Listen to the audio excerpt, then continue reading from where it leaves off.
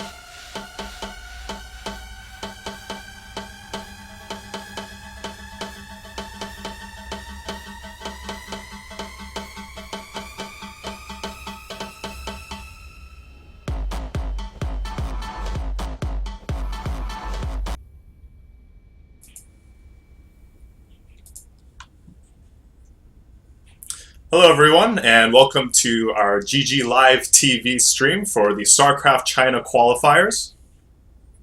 We're currently setting up some of the games, and it'll just take us a few more minutes, so you guys just chill out and enjoy the music, and we'll be back in a little bit.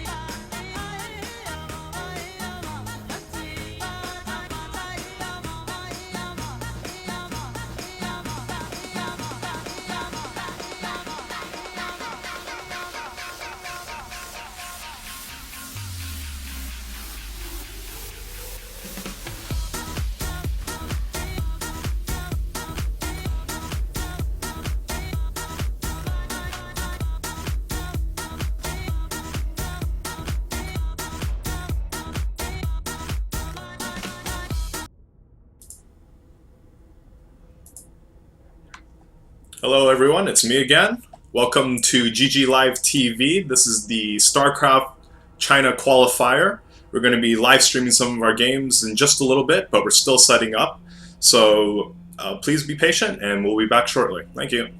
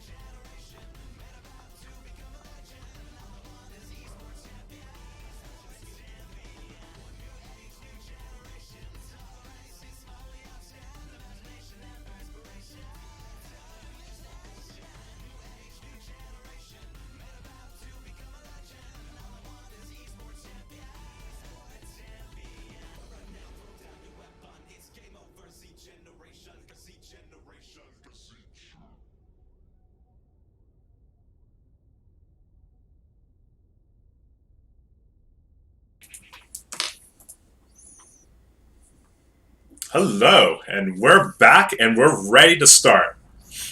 Okay, our first match is going to be between two players named Dodo and Your Majesty. So we're going to get that going pretty soon. Thank you for your patience. I know it's been like 20 minutes. We've just been having a little bit of delay here, and but we've sorted all that out, and we're ready to go. So, yeah, let's get the game going.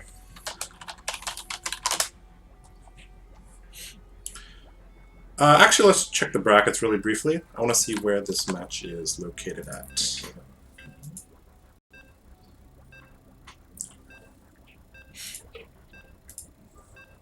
So, where is this match located at?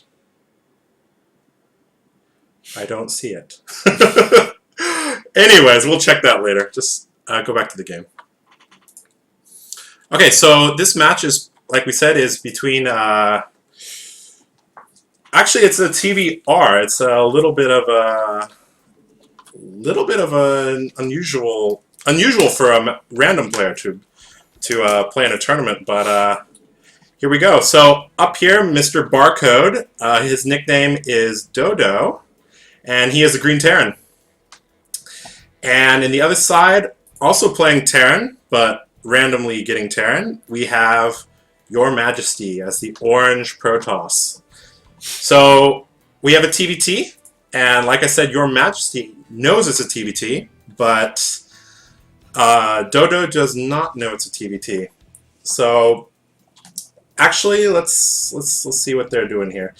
So, you know, on Aklon Waste, typically in TVT, we pre-Hellbat patch, we saw a lot of mech on this map, because of the tight corridors, and it was easy to get 3 bases, 4 bases even.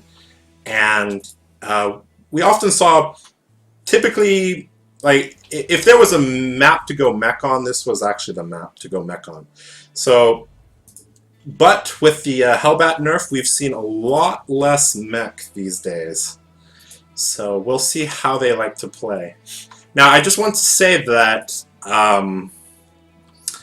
Dodo, the green Terran here, is very high masters on the Korea server, and his opponent, Your Majesty, is mid-high masters as well, as random, which is very impressive. So, I mean, it's not too common that we come across random players. I mean, StimProbe, you're a Terran player yourself. How often do you come across random players? On the ladder, it's pretty unusual, actually. I mean, maybe 1 in 30 games or so. Typically people pick a race, I mean, but, you know, Dodo just feeling like playing random, so that's what he's doing.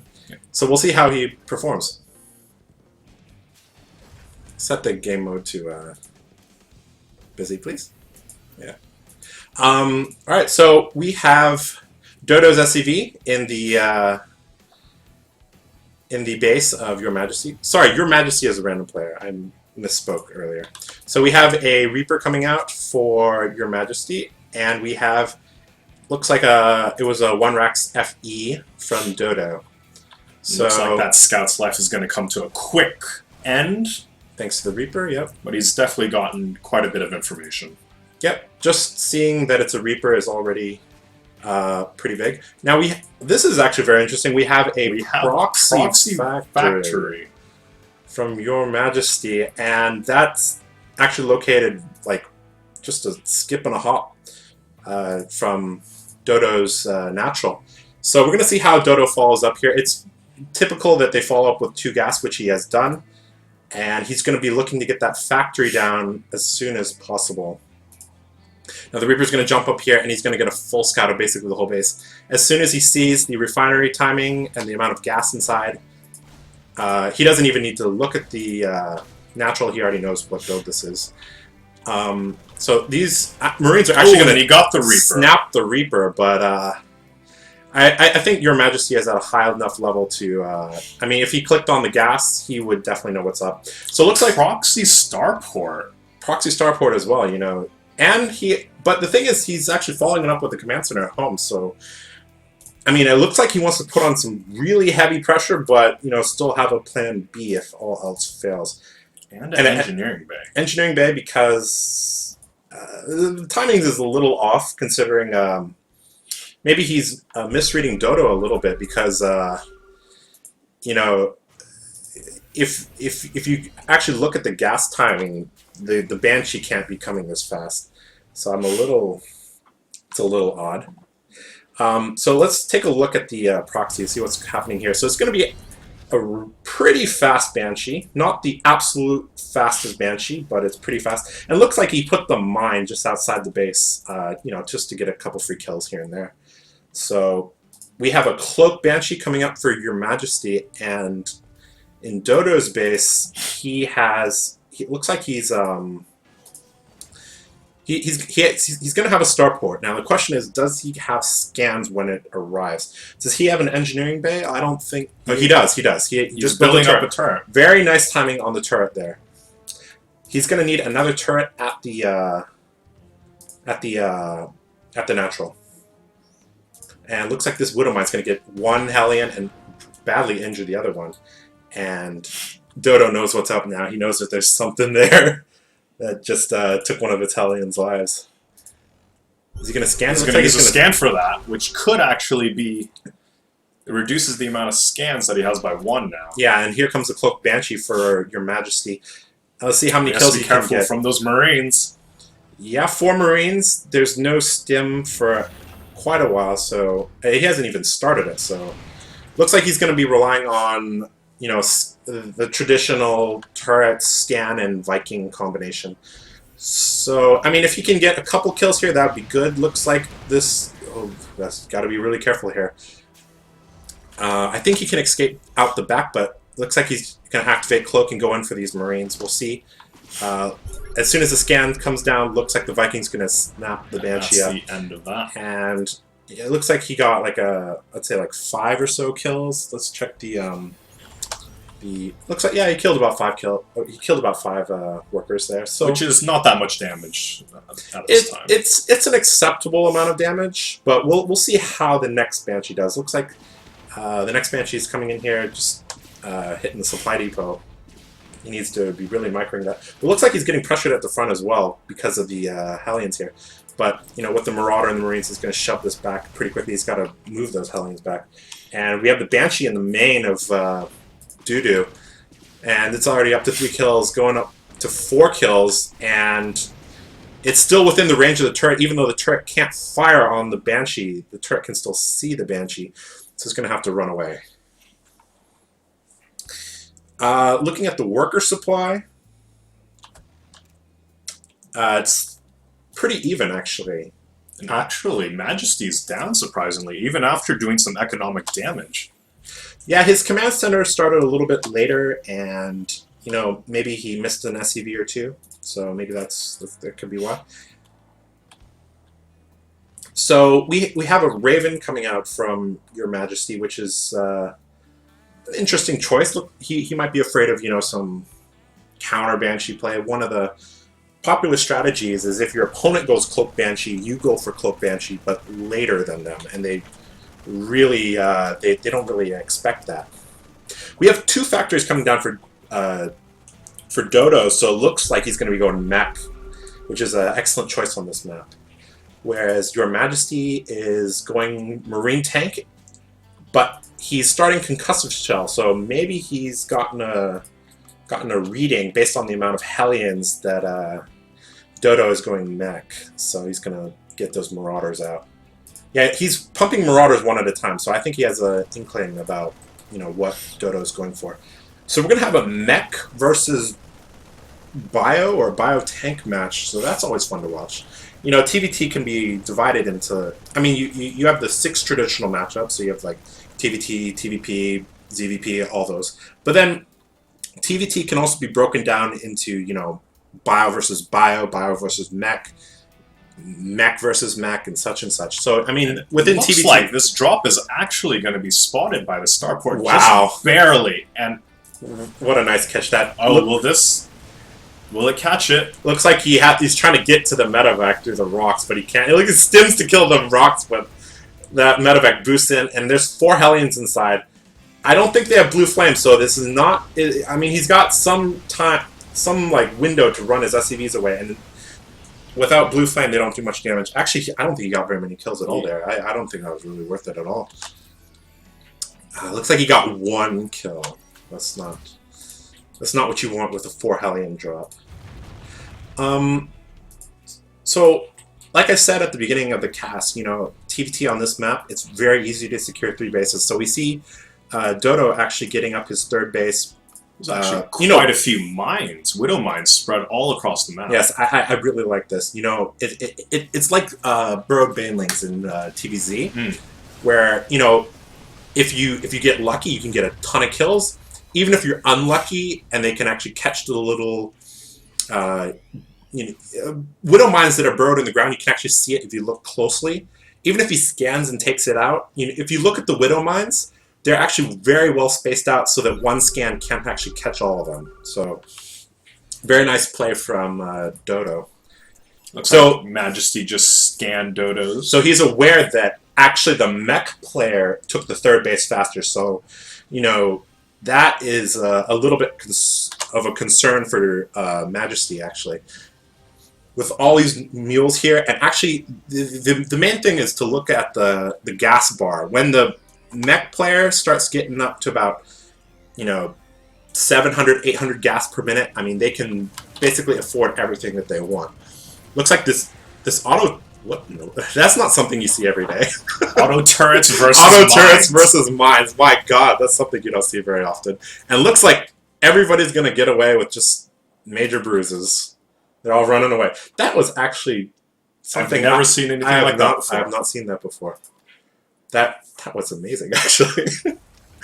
So we have Dodo actually with looks like he's going for a Hellbat tank combo.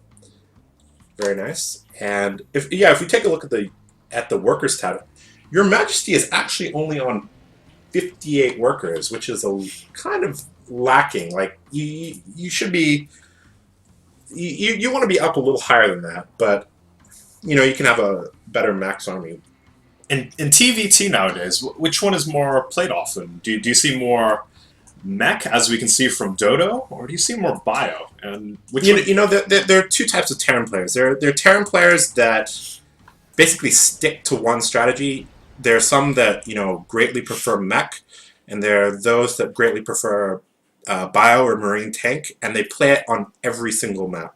But you also have people that play different styles based on the map. For example, on Akalon Waste, maybe a player would play mech on this map, but a more wide open map like Whirlwind. Now you can see what Your Majesty is doing is actually taking this very, very slowly, because he doesn't want to trip out all the mines that Dodo has so pleasantly left him with. And there goes the mine. He actually methodically cleaned out all those mines. That was very nice of him. And since the auto turret is these tanks are sieging up. And it looks like they're going to get a huge shot on those. Not too bad. Not too bad, actually. Only 3 or 4. Looks like he's going to head towards the 3rd base. He's going to destroy these rocks and run towards the 3rd base. Dodo has to get back and defend really quickly. And looks like these... he's going to be like 3 seconds, 4 seconds too late. But these Hellbats are going to tank quite a bit. And they're doing quite a bit of damage, but this mech arm... But he has no siege tanks in position to cover this base. And if he... You know, if he kills these Hellbats and then focuses on the command center, it's going to go down. So the command center goes down. Siege up.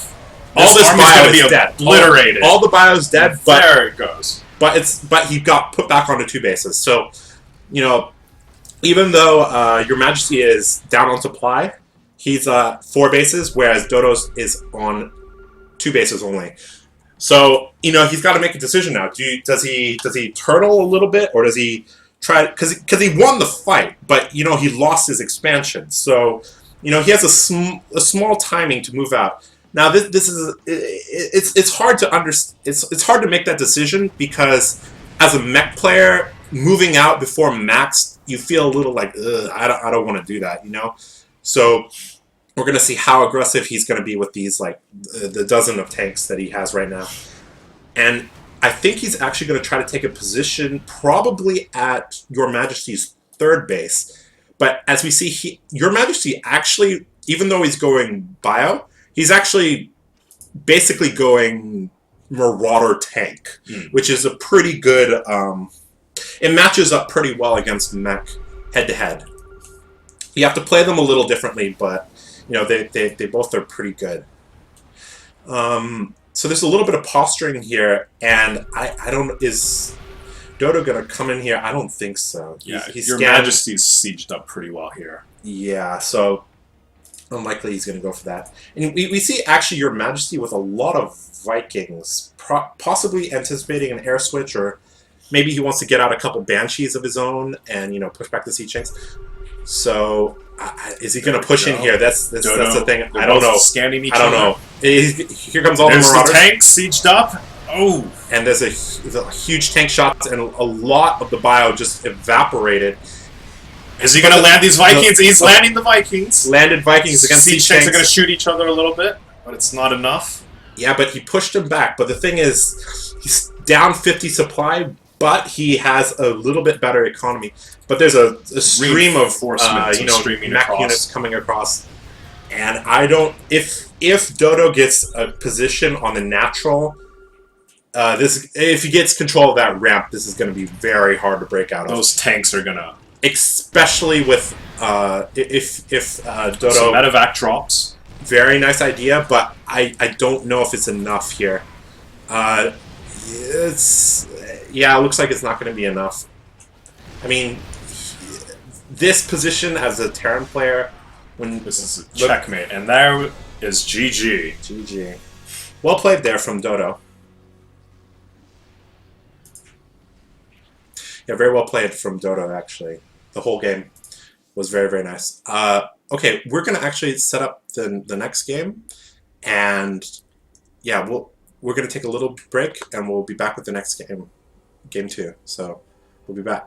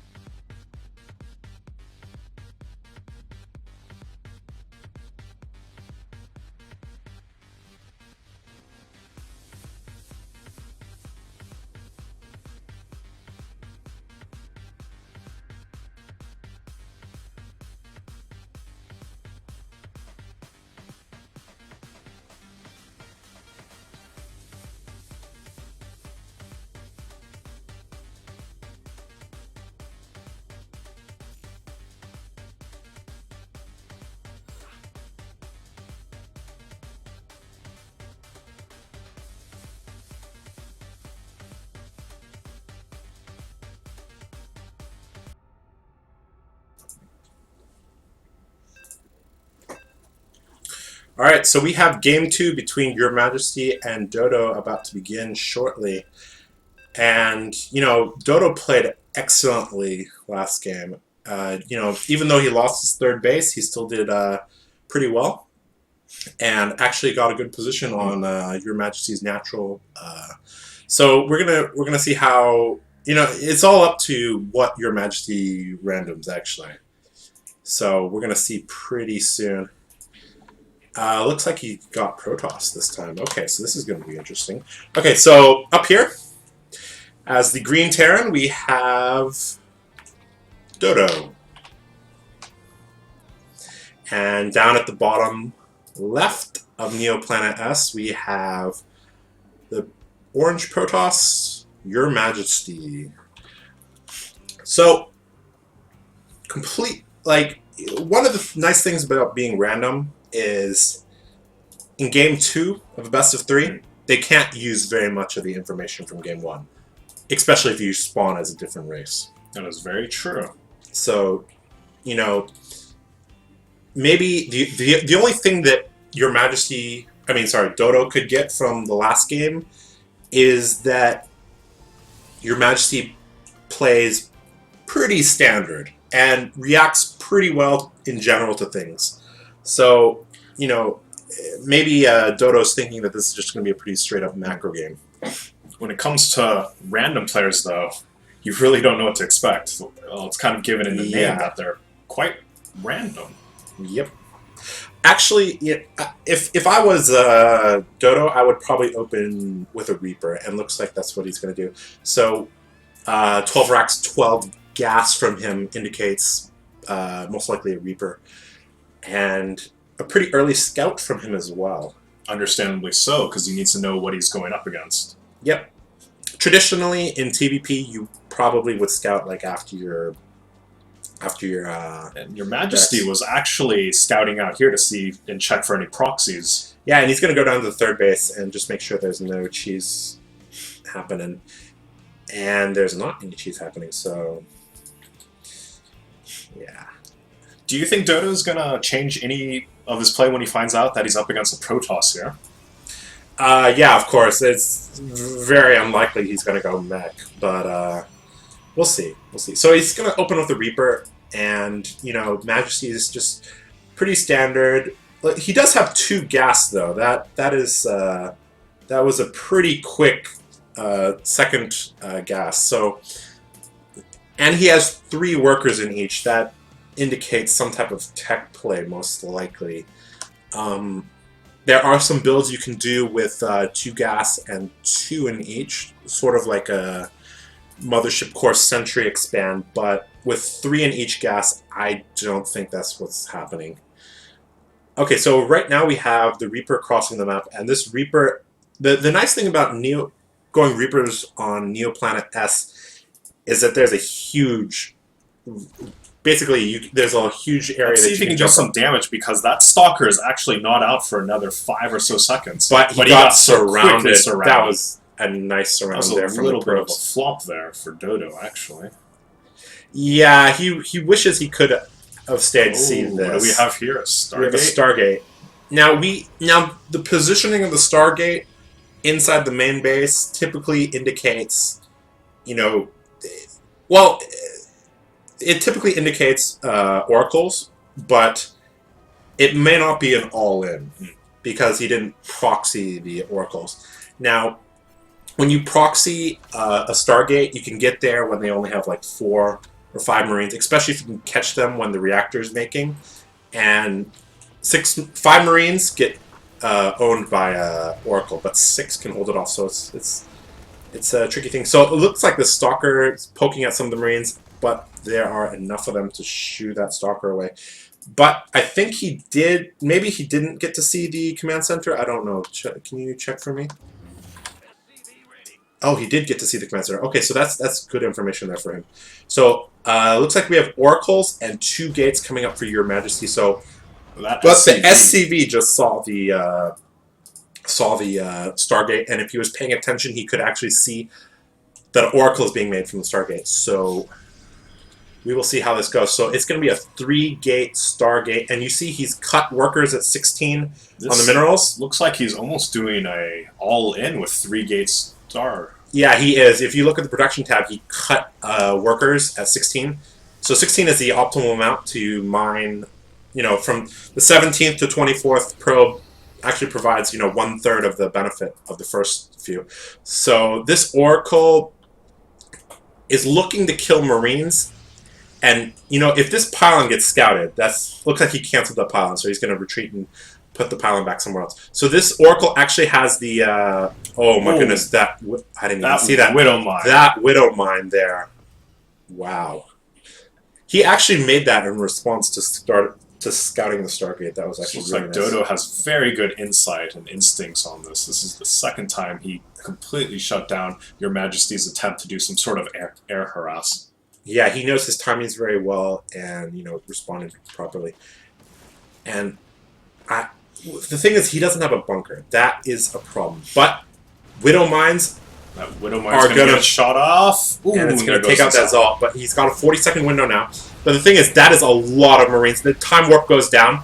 Now, let's see how many Marines he can pick off. He can actually pick off probably all of these. The problem is that he has no detection. So if there are... I don't know how many Widow Mines he has right now, but if he has a couple, Dodo could be in trouble. He has 2 Widow Mines. Here comes a Void Ray. And, activating the bonus damage there.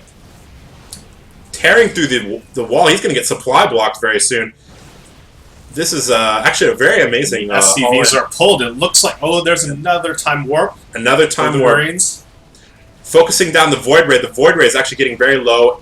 But it looks like the Stalkers are going to be enough. They're going to focus down that tank, and that is probably going to be all she wrote.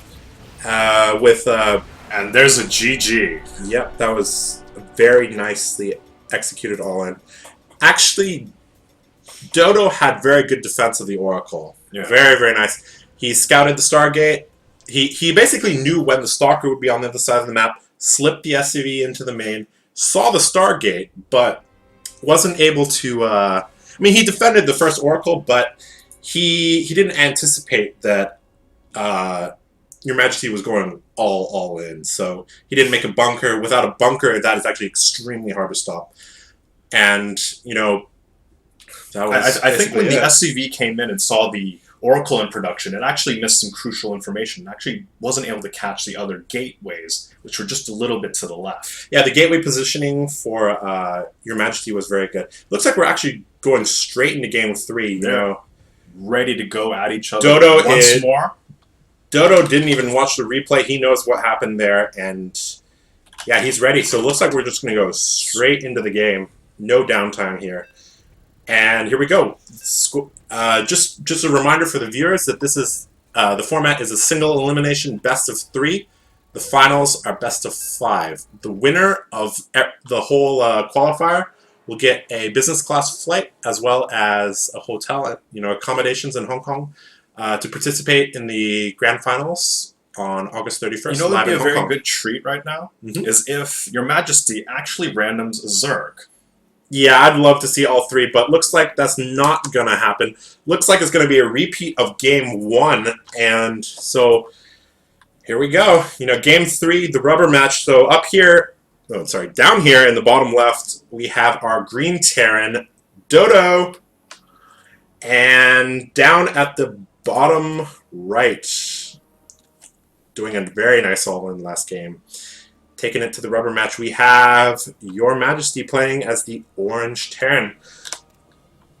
So we're back to TVT. Back to TVT. Do you think we're going to see something similar to what we saw in Game 1? I don't think so. This map, actually, one of the better strategies for this map is... one of the common strategies that I see, at least on ladder, is 2 racks Reaper. So, 12 racks, 12 gas, followed by a 14 racks, and then they pump out 3 Reapers and go for it. Because on a 4-player map, you're slightly inclined to expand, and this map is actually, in terms of the corridors, is actually pretty tight. We have Dodo again with another early scout, and looks like he's going to get quite lucky with the scout. Very lucky here. He's going to scout his opponent on the first try, first position, and he's going to see that Your Majesty is playing Terran, and he's probably going to be pretty happy with that. If Your Majesty was very observant, he'll actually notice that the SCV was coming in from a 9 o'clock position, which would give hint to the location of his opponent. Very good point there. I think, yeah, if he was paying attention, he would have saw the angle of the SCV coming in, and we'll see when he scouts and what direction he scouts, and we'll see if he picked up on that.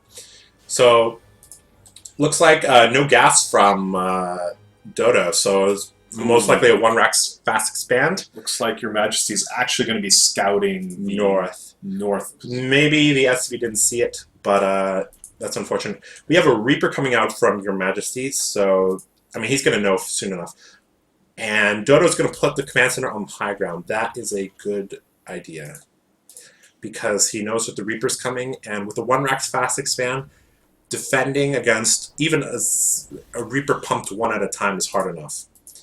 And he doesn't know if there's a second Rax on the map. So, you know, if there is a second Rax on the map and you have the command center on the low ground, you will just die to a 2 Rax. Looks like your Majesty is very smartly going to be scouting the bottom left now, because he knows that it didn't take long for Dodo to get a scout off. So he's not. Yeah, gonna that be scout scouting. was pretty fast. So he's going to jump up here. He's going to see the command center. There's a He Reaper. might be able to get that SCV.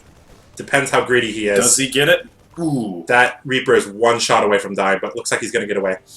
Now, the SCV is also over here. I'm curious if he's going to do anything with that. The thing is, the factory's at home, but he can make a starport. So we'll see what he wants to do. Oh. He's adding on another Rax, and with no expansion in sight, this looks like it's probably going to be a 1-base all-in. Ooh. That was a tech lab, but it looks like he's going to make it on the low ground. That's an interesting choice. So it looks like it's probably going to be some type of marine tank push. Now the question is, there's 2 versions of this. There's the really quick marine tank, basically the really fast version where you just get out 1 or 2 siege tanks and you just go. There's a little bit more delayed one where you wait for a starport and then you can either get a Viking, a medevac, or a Banshee. Those are 3 more variations. We'll see what he wants to do. Looks like the starport's coming up, so we're going to see what comes out of the starport. Now, if you go for a Viking, that means you basically want to get your tanks into a good position, because the Viking can control the airspace. If you go for a medevac, that's probably the least common, but it gives your Marines from the 2 racks good sustain. And if you go for the Banshee, that's probably the most aggressive of the 3 options. So we'll see what he's doing. This Reaper's running in. Yep. Oh, and he gets 1. Yeah, he does manage to get a few kills, but he's going to get taken out. And we see a medevac in production, so you know he's going to be going for that sustain. So every cycle he's making a tank, a medevac, and 3 Marines. Now, if Dodo doesn't scout this, he's going to be in for some trouble. Oh, looks like the but scan. there's the money scan right there. And he sees the SCVs getting pulled. Now he's probably going to run up to the. The thing is, he scouted a tech lab on the factory. But did you notice, actually, very subtly, your Majesty actually pulled the SCVs towards the right? Wow, I actually didn't catch up on that. That could have been a bit of intentional. But it looks like he knows there are 2 bunkers coming up. But is the bunker going to be in time? And the thing is, the siege tank already in tank mode outranges the bunker. So we'll see if there's enough DPS to take down the bunker. Looks like there's going to be enough DPS to take out the bunker, especially with the SCVs there. But there is a single siege tank on the higher ground, protecting and holding down the fort. But Dodo has to float his command center back. So we'll see how this ends up. Now, Dodo is smartly making Vikings.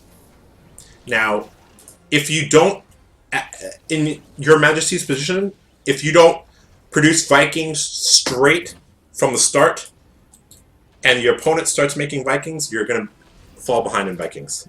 Because as the guy that expands, you tech up quickly, and you typically get out of a Viking. So we see I don't know if this is going to work. I would actually like to see him take a position on this hill, if possible. That's actually quite a nice position, but there are Vikings out, so... It actually looks like we're going to go for some drop play.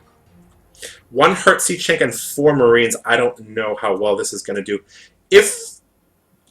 Even if he manages to get into a good position, there are 3 siege tanks out, and they can basically bully that single siege tank.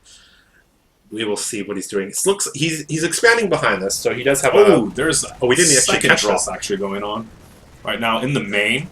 Looks like your Majesty likes to drop 4 Marines in a tank. This is like this is what I used to do back in Brood War on Lost Temple. Actually, he caught off a lot of SCVs. Yeah, I'm sorry, we missed that. Looks like he got into a very nice position. The medevac goes down, and the siege tank looks like he's going to trade 1 tank for 1 tank and a handful of Marines. There's actually a drop happening in Dodo's base, and there's 1 siege tank here. He's got to lift that back up. He's lifted back up, put it down. StarCraft Master Micro here. So he needs to get out of there. Yeah, he got out of there. So that actually did pretty well, and he actually took the supply lead with that. That's actually really nice. Well done from him. Now, I think Dodo realizes he needs to use... Dodo has all the pieces he needs to defend, but he didn't position the pieces correctly. He had too many things at the front, and the sea shanks, maybe you put 2 at the front, 1 at the back, I don't know. It's just a little, positioning errors in TVT can get you into a lot of trouble, especially with drops. And I don't think Dodo actually expected that. It's very rare to get dropped by a tank and 4 Marines. It's really rare. It doesn't happen that often. All right, so we see him throwing down 2 more barracks. Yep, looks like... I think he's going to be favoring more of the bio play then. Yep, looks like he's going to be going 2 Marine reactors tank. as well. Looks like he's going to be going Marine tank, which is a pretty good choice on this map. Although, in my opinion, it is pretty cramped, but not as cramped, and because it's a 4-player map, inherently there's more room to move around, so it favors bio play a little bit heavier. So we have Your Majesty. Looks like he's just camping here with his army. Looks like his stim is going to be, I don't know, a little bit faster than Dodo's. That Marine just got owned. Wow, his head went over here and his gun's over here. That must have hurt.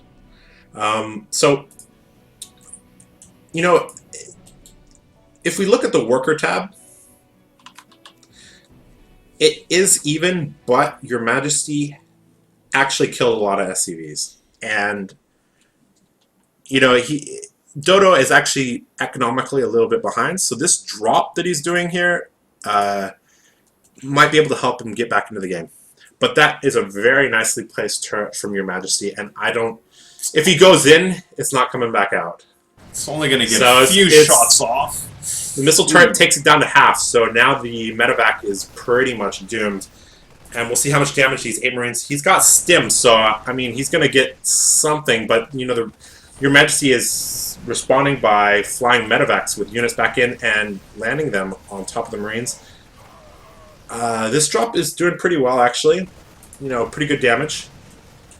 But here comes the Vikings, and let's see if this medevac can get out. I don't think it can. Is there another turret up here? No, there is not. Oh, actually, but there comes the Viking, and it's going to get caught.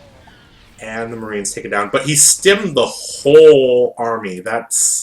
And with only 2 medevacs, those medevacs are going to be working overtime.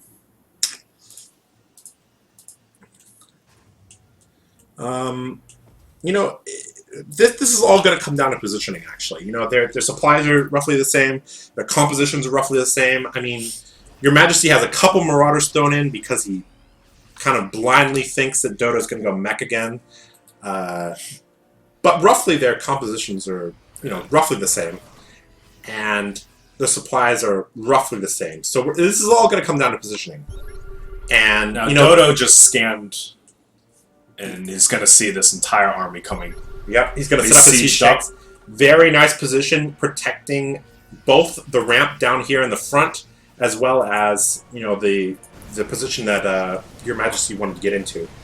Looks like Your Majesty's actually going to try to do a little bit of a loop around. Yep, if he destroys those 2 rocks, he can actually head to the 3rd base, and I think that's what he's going to do. He doesn't know about the 3rd base just yet, but it looks like he instinctively knows that there's something going on over there. Yeah, that's typically the 3rd base that people take, especially on these positions. It's actually so sad that the sensor tower actually doesn't see this, but he's gonna. He gets there just in time. The Marine stim, and the Sea Shanks blow some of the Marauders away, and it's gonna be a stalemate here, pretty much. The Sea Shanks each controlling their own zone, but looks like Your Majesty has a couple 1 or 2 siege tanks in range. A little bit of miss micro there. Yeah, but he has a siege tank in range of the orbital, so now there's a clock on him. Either he has to take out that siege tank. Oh, there's a drop going on from Dodo in the main. An amazing drop. Actually, that did a ton of damage. And actually, the command center is going to go down. That's a huge blow. The SCVs try to come to repair it, but not fast enough. Looks like these Marines are going to clean up this drop, but losing that base was pretty big, actually. These 3 tanks are actually by themselves now. And he scans that. He sees that. He's going to actually some run in. Marines. He's going to try to snipe the siege tanks. And, you know, he's not going to try to trade that effectively, but it looks like he's probably going to barely wipe this out, yet, especially with those Marines at the back. So he does clean up that attack. He saves his 3rd base, and he's actually in a pretty good position now. It actually looks like Your Majesty realizes that he is so far behind. He needs to do something, and he needs to do something now. Pulling SCVs at the 18-minute mark against Marine tank is... I mean, they don't really do that much. So, I mean, this is... This sensor tower is going to see extreme it coming. desperation here. So he's coming in. If these siege tanks Dodo needs to siege up. he sieges up, and this, you know, Majesty's army is going to disappear here. And that's a GG. Well played from him, and that means Dodo will be moving on to the next round. Yep, a nice 2-1 victory from Dodo over Your Majesty. Very well played there. You know, looks like... yeah, actually, you know, Dodo actually showed there that when another Terran is trying to attack your 3rd base, one of the best ways to defend that is actually to drop him. You know, split his attention, and that actually gave him more time to defend his 3rd base. So that was a very nice play from him. That drop did a lot of damage. A lot of damage. Yeah. A lot of economic damage all across the board there. Slowly just picked apart Your Majesty in that case. Yeah. Very, very, very, very well done. And, well, I think he's going to do pretty well. He played very solidly. It looks like he can play Bio and Mech, so, you know, that means he's adaptive to the maps. And he's, you know, I looked at his profile. He has hundreds of games, so, you know, he definitely has the practice down. So we'll see how he does. Yeah, we'll see how he does in the rest of the tournament, then. So we're going to go to a quick break, and we'll come back in a bit with the next game. We'll set that up as soon as possible, so we'll see you in a bit. I'm Stimmed Probe. And I'm the boss. And we'll see you in a bit.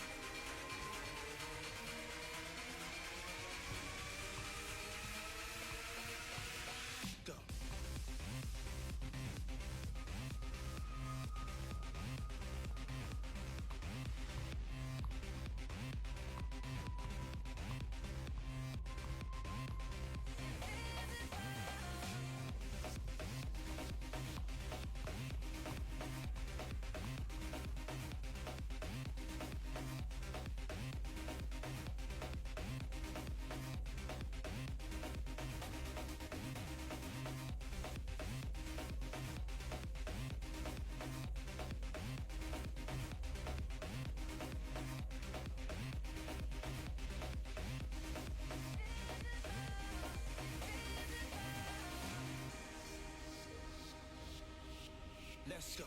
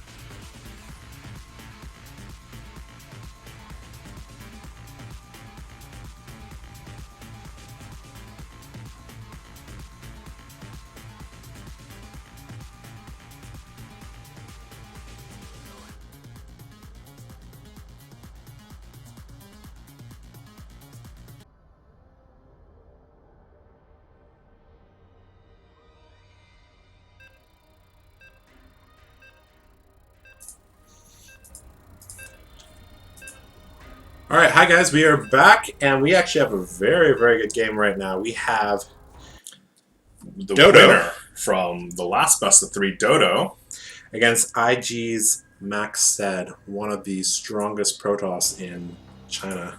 Right. We'll see how he does. He played excellently last game, but he did lose to a Protoss, so we're going to see how he does this game. So up here in the top left hand of Acheron Waste, we have our Green Terran, Dodo. And down at the bottom right of Acheron Waste, we have the yellow Protoss, IG MaxHead. A strong, strong opponent. We'll see how he does. Now, Dodo, even though I haven't heard of him, he did play very well. And he is High Masters, so, you know, he could be able to do it. We'll see how he does. Now, MaxHead is actually one of the strongest Protoss in China, and you know he's actually been playing in the WCS Americas, and he advanced from the round of 32, and in the round of 16 he had some visa problems, so unfortunately he had to forfeit his round of 16 matches. Oh, this actually happened like yesterday, so that's unfortunate. But you know, maybe if he wins this, that's not bad at all either, you know. So we'll see how he does. Looks like he's going to open with a Gateway Scout, and Dodo is opening up with a Rax plus Gas, and looks like he's going to. Is he going to wall? No, that's a Scout. I thought he was going to wall off really quickly, but it looks like he's not going to do that. This probe is not going. This Now MaxHead's not drunk. Okay, he knows where the bases are, so we're gonna see what he's up to here. That pylon, sneaky pylon, is very fast. Now the thing is, Dodo is High Masters. He's gonna get into the base. He's gonna see one pylon, and he's gonna be like, "All right, where's your second pylon?" He's gonna look for that pylon, and he's probably gonna know something's up if he looks around. Now, it's all about how, if he doesn't scout the whole base, he's not going to see the second pylon. He's not going to know that the second pylon's missing. So he looks like he's going to go to the corner. Again, he didn't go all the way to the corner, so he doesn't know for sure. But there is something fishy for sure. There is no second barracks. He's looking, or there's no second pylon, so he's looking around for that.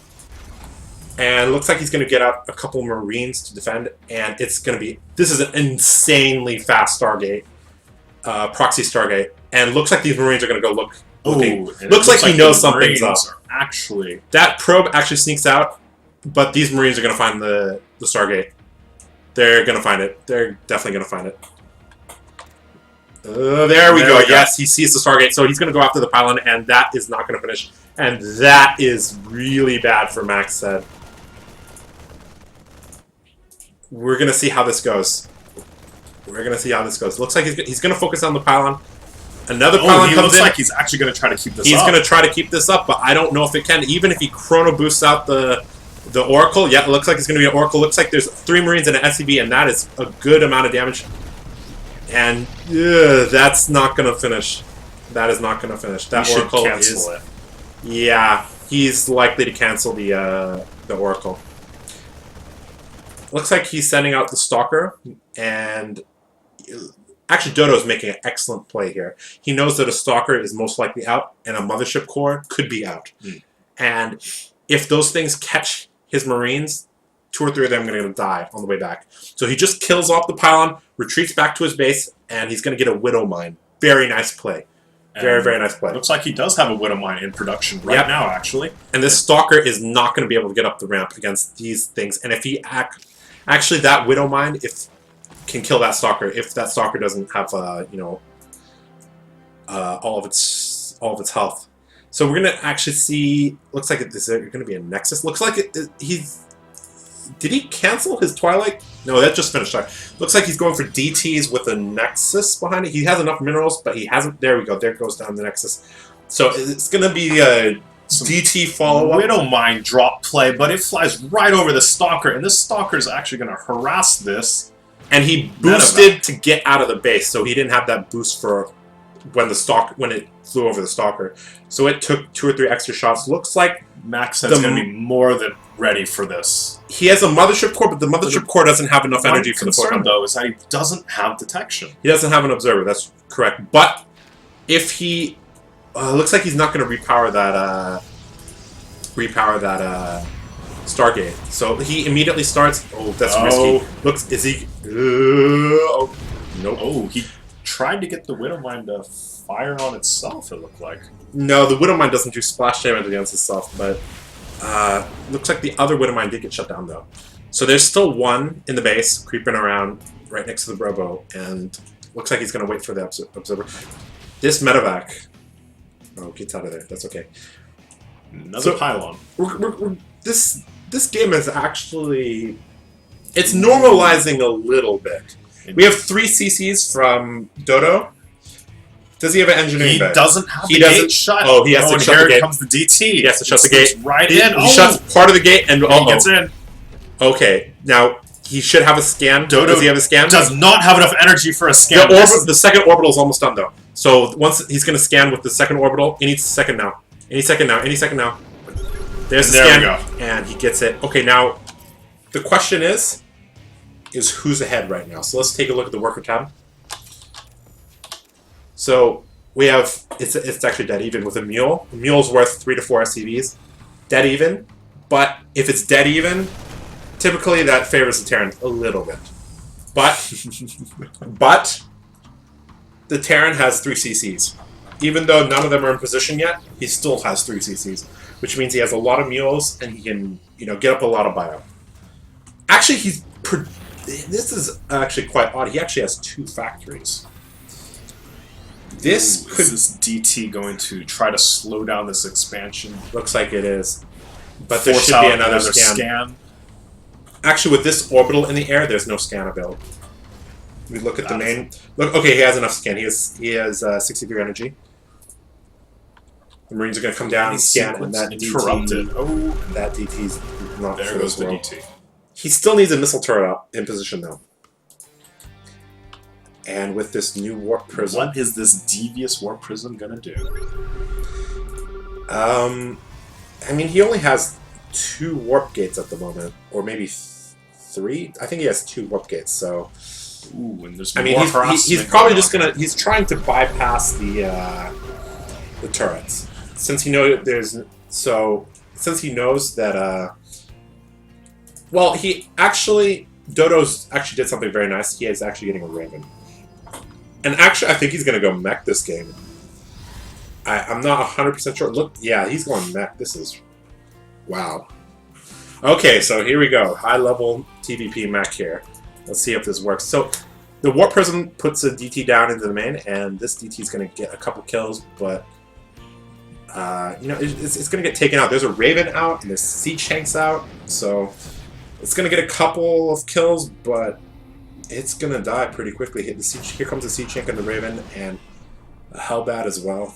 And that DT is very, very dead. But it did get like 5 or 6 kills, so that was worth it. Now, MaxHead is actually taking a fast third base. I like this. When you put this much pressure on a player, and he also saw the Hellbat.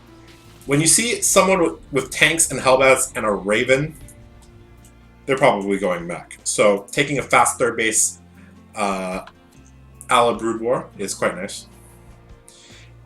I'm wondering can he actually cancel that Oracle when it's... I'm actually not sure if he even realizes that it's still in production. I mean, that's money that's tied up, but I'm not a Protoss player, so I don't actually know that. I think he can cancel it, even though it's stuck there. It's like I think he just forgot about it. He can't get out of.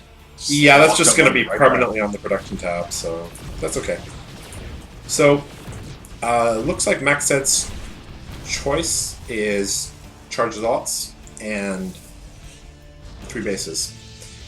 And you see, he's only getting the attack upgrade. He's correctly identified what this is. Against a mech army, getting armor is pretty useless because, the Hellbats do 18 plus 12 and the tanks do 30 or 50 damage. So, I mean, it's not actually worth it to get the armor upgrade, so he's actually going for a single forge with attack upgrades. Very nice response to the mech. And Templar going for Archives Templar Archives. going down. So that's most likely just to get +2 attack. So +1's about to finish up, and he's going to be... Looks like he's going to go for, you know, some... Actually, one of the best responses is Archons and Immortals. But that is...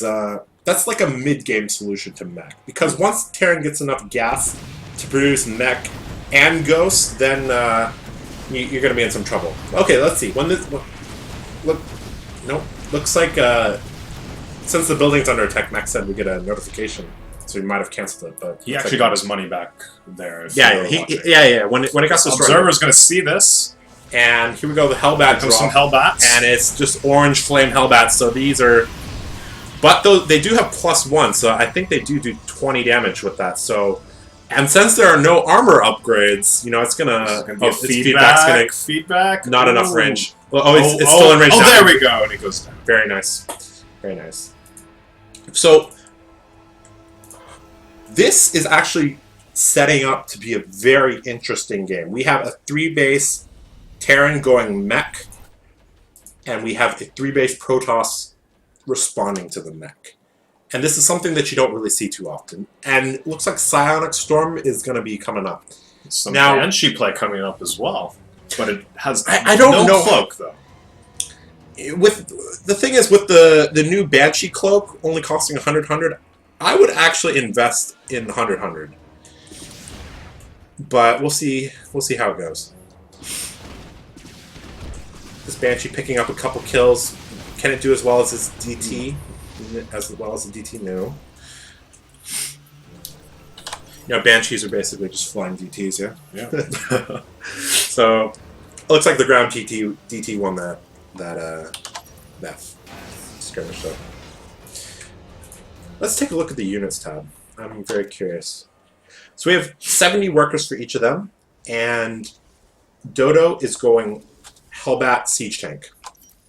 Hellbat Siege Tank is pretty good, but MaxHead is responding pretty well.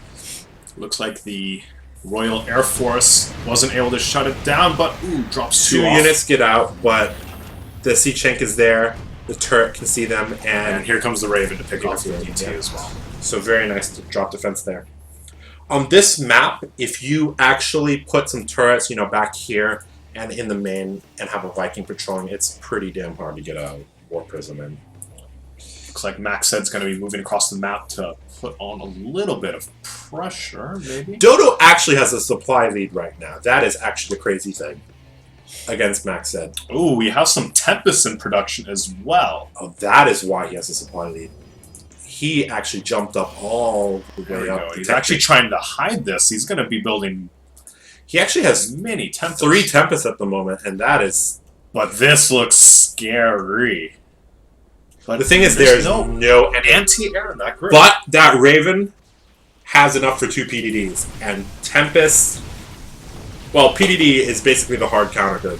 But if the High Templar snaps the... got some Hunter Seeker missiles. And one of them connects with the Immortal.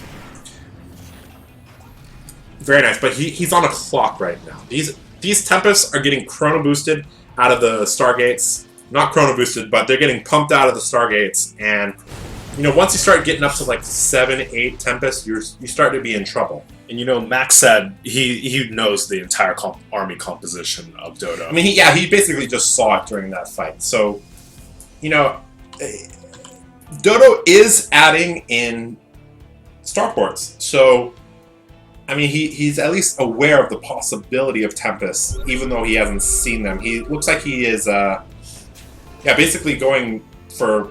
Oh, and there's the scan, actually. He sees the money Tempest. Scan. So now he's got to be switching production. He's going to be throwing down some more starports to build some Vikings to counter that. Now, the key to fighting Tempests is a balance between Vikings and Ravens, because Ravens are actually incredibly important in fighting against Tempests, because the Tempests, they shoot so slowly and they do such a massive amount of damage. You have to have... You basically have to engage with a combo of Vikings and Ravens. Eventually, it looks like he's trying to free up some supply here.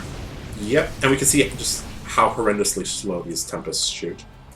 Here we go, Tempest. And they take out the sensor tower. Very nice snipe there. And, you know, is he going to counterattack? What can he do here? He's actually near max supply, producing 5 Vikings. How many Vikings does he have? He has 8 Vikings. That is not enough Vikings. The thing, if he can actually get his Vikings into position and distract the ground army, does he have a PDD on the Raven? That's the key. That's the key question. He almost has a PDD, and that PDD will buy him like 10 seconds against these Tempests, if there aren't very many stalkers around. Ooh, and there's actually a big Zealot drop in the back. Very nice Warp Prism play. Dodo is put in a rock in a hard place right now. He needs to split up his army, especially this ground army, which is actually... He's got some ghosts. He's got some ghosts. He has to... It looks good Side Storms. Good Side Storms, good EMPs. But now the Vikings are actually up against the Tempest, and it looks like all the Tempests are going to probably die here. And MaxHead's supply is probably going to plummet as these Tempests die. The Tempest cannot outrun these Vikings, and there's a lot of Vikings, and the ghosts are also there. A lot of Vikings. Yeah, but how's he going to follow up this? How's he going to follow up this? Is he going to continue with Tempest, or is he going to try to counterattack? Now, he's been counterattacking, but how about Siege Tanks and good SimCity? I mean, these Zealots, yeah, sure, they got the command center, but they haven't really disrupted the production, and there is a nearly maxed out mech army moving across the map. I think Dodo realizes he has the upper hand right now, considering he just took out so many Tempests. Yeah, but there's a huge counterattack heading towards Dodo's 4th base. But there's a turret there and a PF, and we'll see if the PF can hold strong against all these Protoss warriors. Start throwing down the repair. Is it going to be enough? It's gonna be really close. It's going to be close. Is he going to land the Vikings to help out in this battle? He has to. The PF is down to it's stabilizing. 200 health. Oh, he doesn't quite get it. But while he's doing that, now he's forced the army slightly out of position. And this is what you have to do as a Protoss player when you play against mech. You really have to try to, just like a bio against mech, you got to pull them out of position. And once you pull them out of position, then you got to be quick, go in and get out. We actually have one Thor here. One Thor is very nice in case there are some Phoenixes, because Phoenixes are actually very good at draining the PDD energy. So having 1 or 2 Thors, especially with +2 attack, actually shred through Phoenixes. So that Thor is actually a nice addition. Ooh. But this Protoss army does not look like it's going to evaporate to all these, Hellbat siege tanks. Actually, the siege tanks aren't even bother sieging. He's going to walk across the map. Protoss is on the run, but he doesn't have much more room to back up on. But these high Templars are going to lot of storm. But Mech doesn't actually care that much about storm, even though But wait, look at all these immortals. They're dishing out a lot of damage, and these tanks are not sieged up. Oh, without a couple of ghosts, it's really hard to fight. Close. This is actually going to be very, very close. That Thor is actually going to be probably the hero. To push in though. That Thor is. Oh, but there's just too many warp-ins here. Oh, this game is actually so close. So close. So close. Units Lost tab shows that they're actually they're neck and neck here. And they're both on 3 or 4 bases. This is pretty dang close. But Dodo is down about 30 workers. But he does have orbitals. That's the thing. But his production looks like he's switching into Thors, which is a nice choice because he realizes that he's going gateway heavy. And Thors do pretty well against gateway units. There are also a couple of mortars. Oh my god, that mothership core is going to get snapped there. This game is so close, actually. Oh my goodness. And there are carriers coming out from MaxHead. From 3 observers stacked together. Yeah, but the more important thing is there's carriers coming out. There's carriers coming out. Oh my goodness. Carriers are good against mech. But there are Thors. And Thors, with their new transformation thing, can do well, but the range isn't very good compared to a carrier. Carrier, at full leash range, can attack basically a screen width. And the Thors, if there are a lot of Zealots in the way and there are a couple of Mortals, they can't really get into position. +3 mech coming up, as well as the quartered reactor for the Ravens. And we have the Graviton catapult for the carriers, as well as the armor upgrades. 2 more carriers start. He actually has 4 He has 4 Stargates, producing 4 carriers simultaneously. And it looks like MaxHead is still keeping up the harass, doing a very good job at keeping the Terran on edge. We actually have to see how these unit compositions match up. Can we take a look at the units tab? Looks like he throws down a scan, but he doesn't know that there are carriers. If he's very perceptive, he can... Oh, there we go. But he sees it. He sees it now. If you look closely, you can actually see the... And his Viking production should begin again, yeah. Very nice scan there. Now, we actually have to see the units tab, see how their armies are matching up right now. So we have 9 Thors. Now, Thors, like I said, can do okay against carriers, especially if they're transformed. But at the moment, they're not. They're still in their, you know, their traditional splash damage, kill the mutas mode. But he also has a handful of ghosts. Very nice addition. That's what he was lacking in the other engagement, where he almost got to MaxHead's natural. And he has a couple of Ravens, which are just nice to have. You know, I'm a little worried for Dodo right now. He's actually going to mine out of these bases pretty soon with all those mules. Look how many orbitals he has. I like the amount of orbitals, actually. And, you know, actually he only has 58 SCVs. That's totally fine, actually, because of the amount of orbitals he has. Yes, Terran does mine out a little faster, and in ultra late game, the Protoss, you know, can pull the Terran apart a little bit, but I'm actually liking Dodo's position pretty well. He just has to identify how heavy MaxHead is going on the air. Dodo so that scan... It's a scan, and he looks like he's going to try to move across the map. Now, Thors are actually excellent maybe not. in this case. As long as the EMP goes down on the Immortals, the Thors can shred the Immortals pretty quickly. Also, the... you know, he some SCVs to repair as well. This is good for 2 reasons. This is a very powerful army moving out here. The thing is, MaxHead needs to get his army together. He's hid his carriers. Where are his carriers? That's what his carriers are over. Oh, here we go. There's his might carriers. not be there in time. Ooh, they're going to get there. Getting pushed back though. And you know, these Vikings are actually going to die pretty quickly. And here come the carriers. And you know, the Thors, they still haven't switched modes. And we have some Hunter Seeker missiles, and they're going to go off. Can the Thors defeat the carriers, though? That is the question. There are a lot of switching modes. They're switching modes. They have to take care of the Immortals as well. There's Immortals and carriers against Thors, and I think this is good. There's a huge warp in Zealots. Very nicely done from MaxHead, and all these Thors are going to get cleaned up. Very well done, and a GG. There's the GG from Dodo. Very well done from MaxHead. Mike, wow. Wow, that was... Wow. What a great game 1. My goodness, that was... A lot of tier 3 units. It's like millionaires throwing Ferraris at each other. That was basically everything you wanted in the game. Back and forth, and, you know, a very long macro game, and a style that you don't see that often. How often do you see mech in TVP? Rarely. Rarely. Is it because it doesn't work? Well, that's still up in the air. But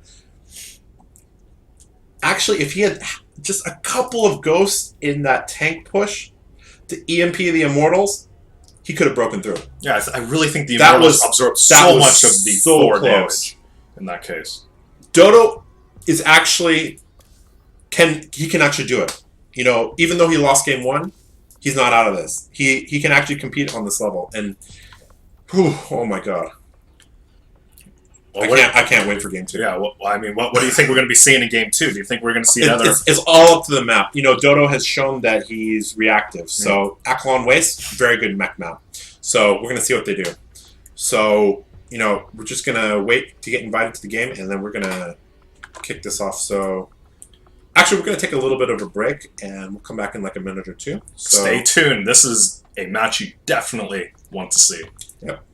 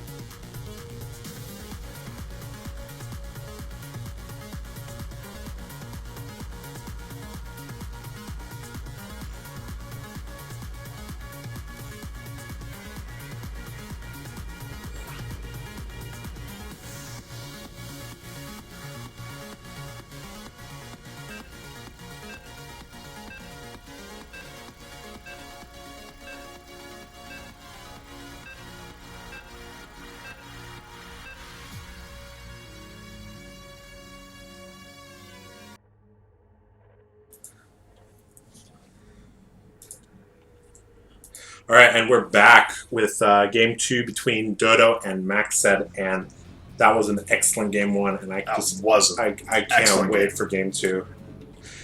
And we are on Newkirk Redevelopment Precinct, and this map, in its original form, was really good for Mech, but in its current form, not so much. So we'll see.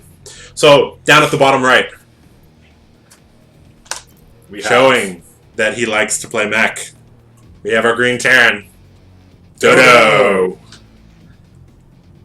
And over at the bottom left, we have our yellow Protoss. Is he going to win 2-0? It's MaxHead.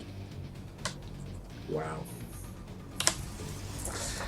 Let's see how this goes. All right. What are you hoping to see, StimPro?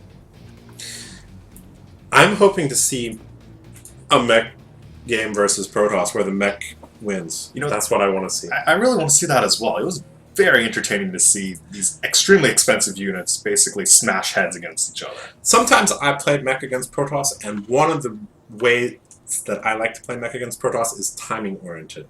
Once the Protoss gets a ton of gas, it's very hard to catch all their tech switches. So I like to play 2 base, sharp timing mech, maybe 3 base max, but go for a very sharp timing. And if you can get a really sharp timing and a really good engagement, really good trade, you can actually just straight up win the game right there. So, playing a really long macro game against Protoss as mech is going to be difficult because of the Sky Toss, because of the Archons, because of the Immortals, and the High Templar. They all require a different response, and it's very difficult to craft that perfect army composition. Now, we do have Sky Terran. Ooh, and it looks like we're experiencing some lag here. Looks like Dodo is lagging a little bit. We'll see if he can come back. But, like I was saying,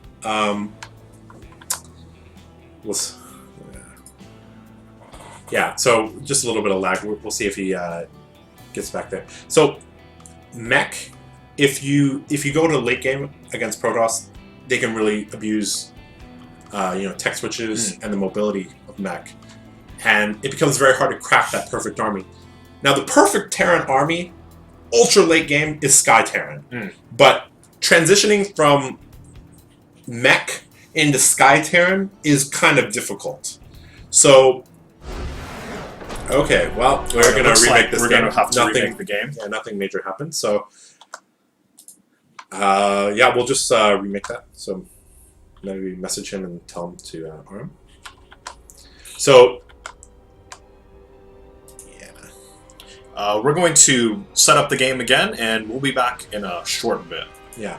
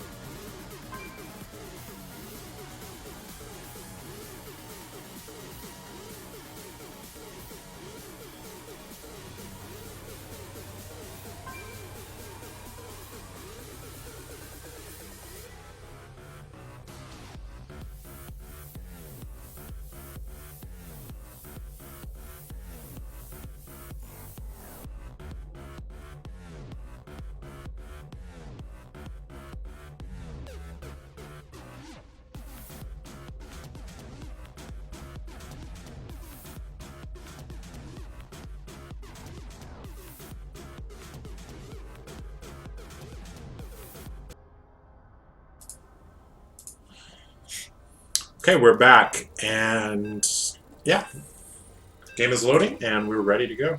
Just a little disconnect there, so nothing really happened, so we're just going to restart the game.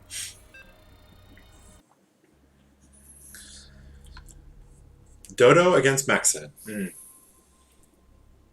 TVP on Newkirk. Alright, so we have on the bottom left, he's down 1-0, but maybe he can make a comeback in the second game. We have Dodo. Although it's a bunch of bars, we know that this guy is Dodo. On the bottom right, up 1-0 against his opponent, we have the yellow Protoss, IG MaxHead.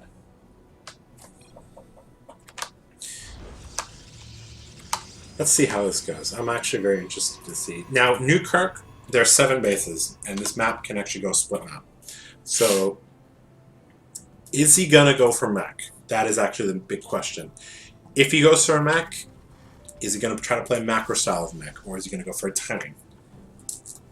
Or is he going to surprise us and go air? I don't know. We'll see how it goes. Well, you know, for Dodo, I would have really liked to see him throw in a bit more ghosts into his playstyle. Ghosts are expensive, though. They're very gas-heavy units. That's a problem. That's the problem. Actually, taking your 5th base on that map was actually very difficult. You can get 3 bases easy, you can get 4 bases easy. But without that 9th and 10th gas, it's a little difficult. So, Dodo again opening with a, I think that was a 12 refinery. I didn't quite catch that, but most likely going to open with a Reaper and scout with MaxHead's up to. MaxHead just opening with a gateway and gas, nothing too out of the ordinary.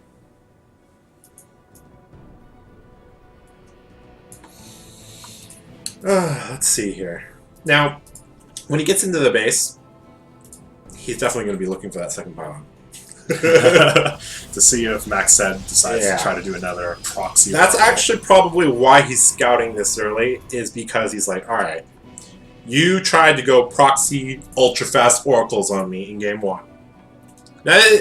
Now, the thing is, there's the second pylon. So, he a sigh of relief in Dodo's heart, where he's like, okay, I got this. Now, he's going to try to go for an engineering bay block, but MaxHead, too good, all over that, and with a Zealot coming out, this eBay is not going to get out very much. So the reactor coming down right after it, and we're probably going to see a command center as well when he gets the money.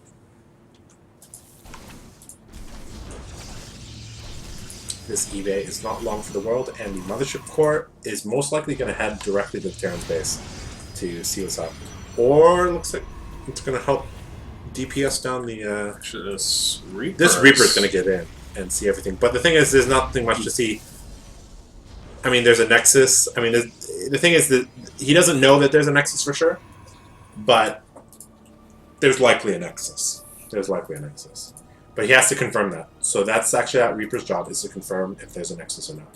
And MaxHead just checking up here for like a proxy factory or something. And this Reaper is just going to run straight in. He sees the Nexus, and not only does he see the Nexus, he sees the Nexus's timing, and it's pretty standard timing. So he's going to be feeling pretty good. All right, so we have a factory from Dodo. Yep, teching right up there, and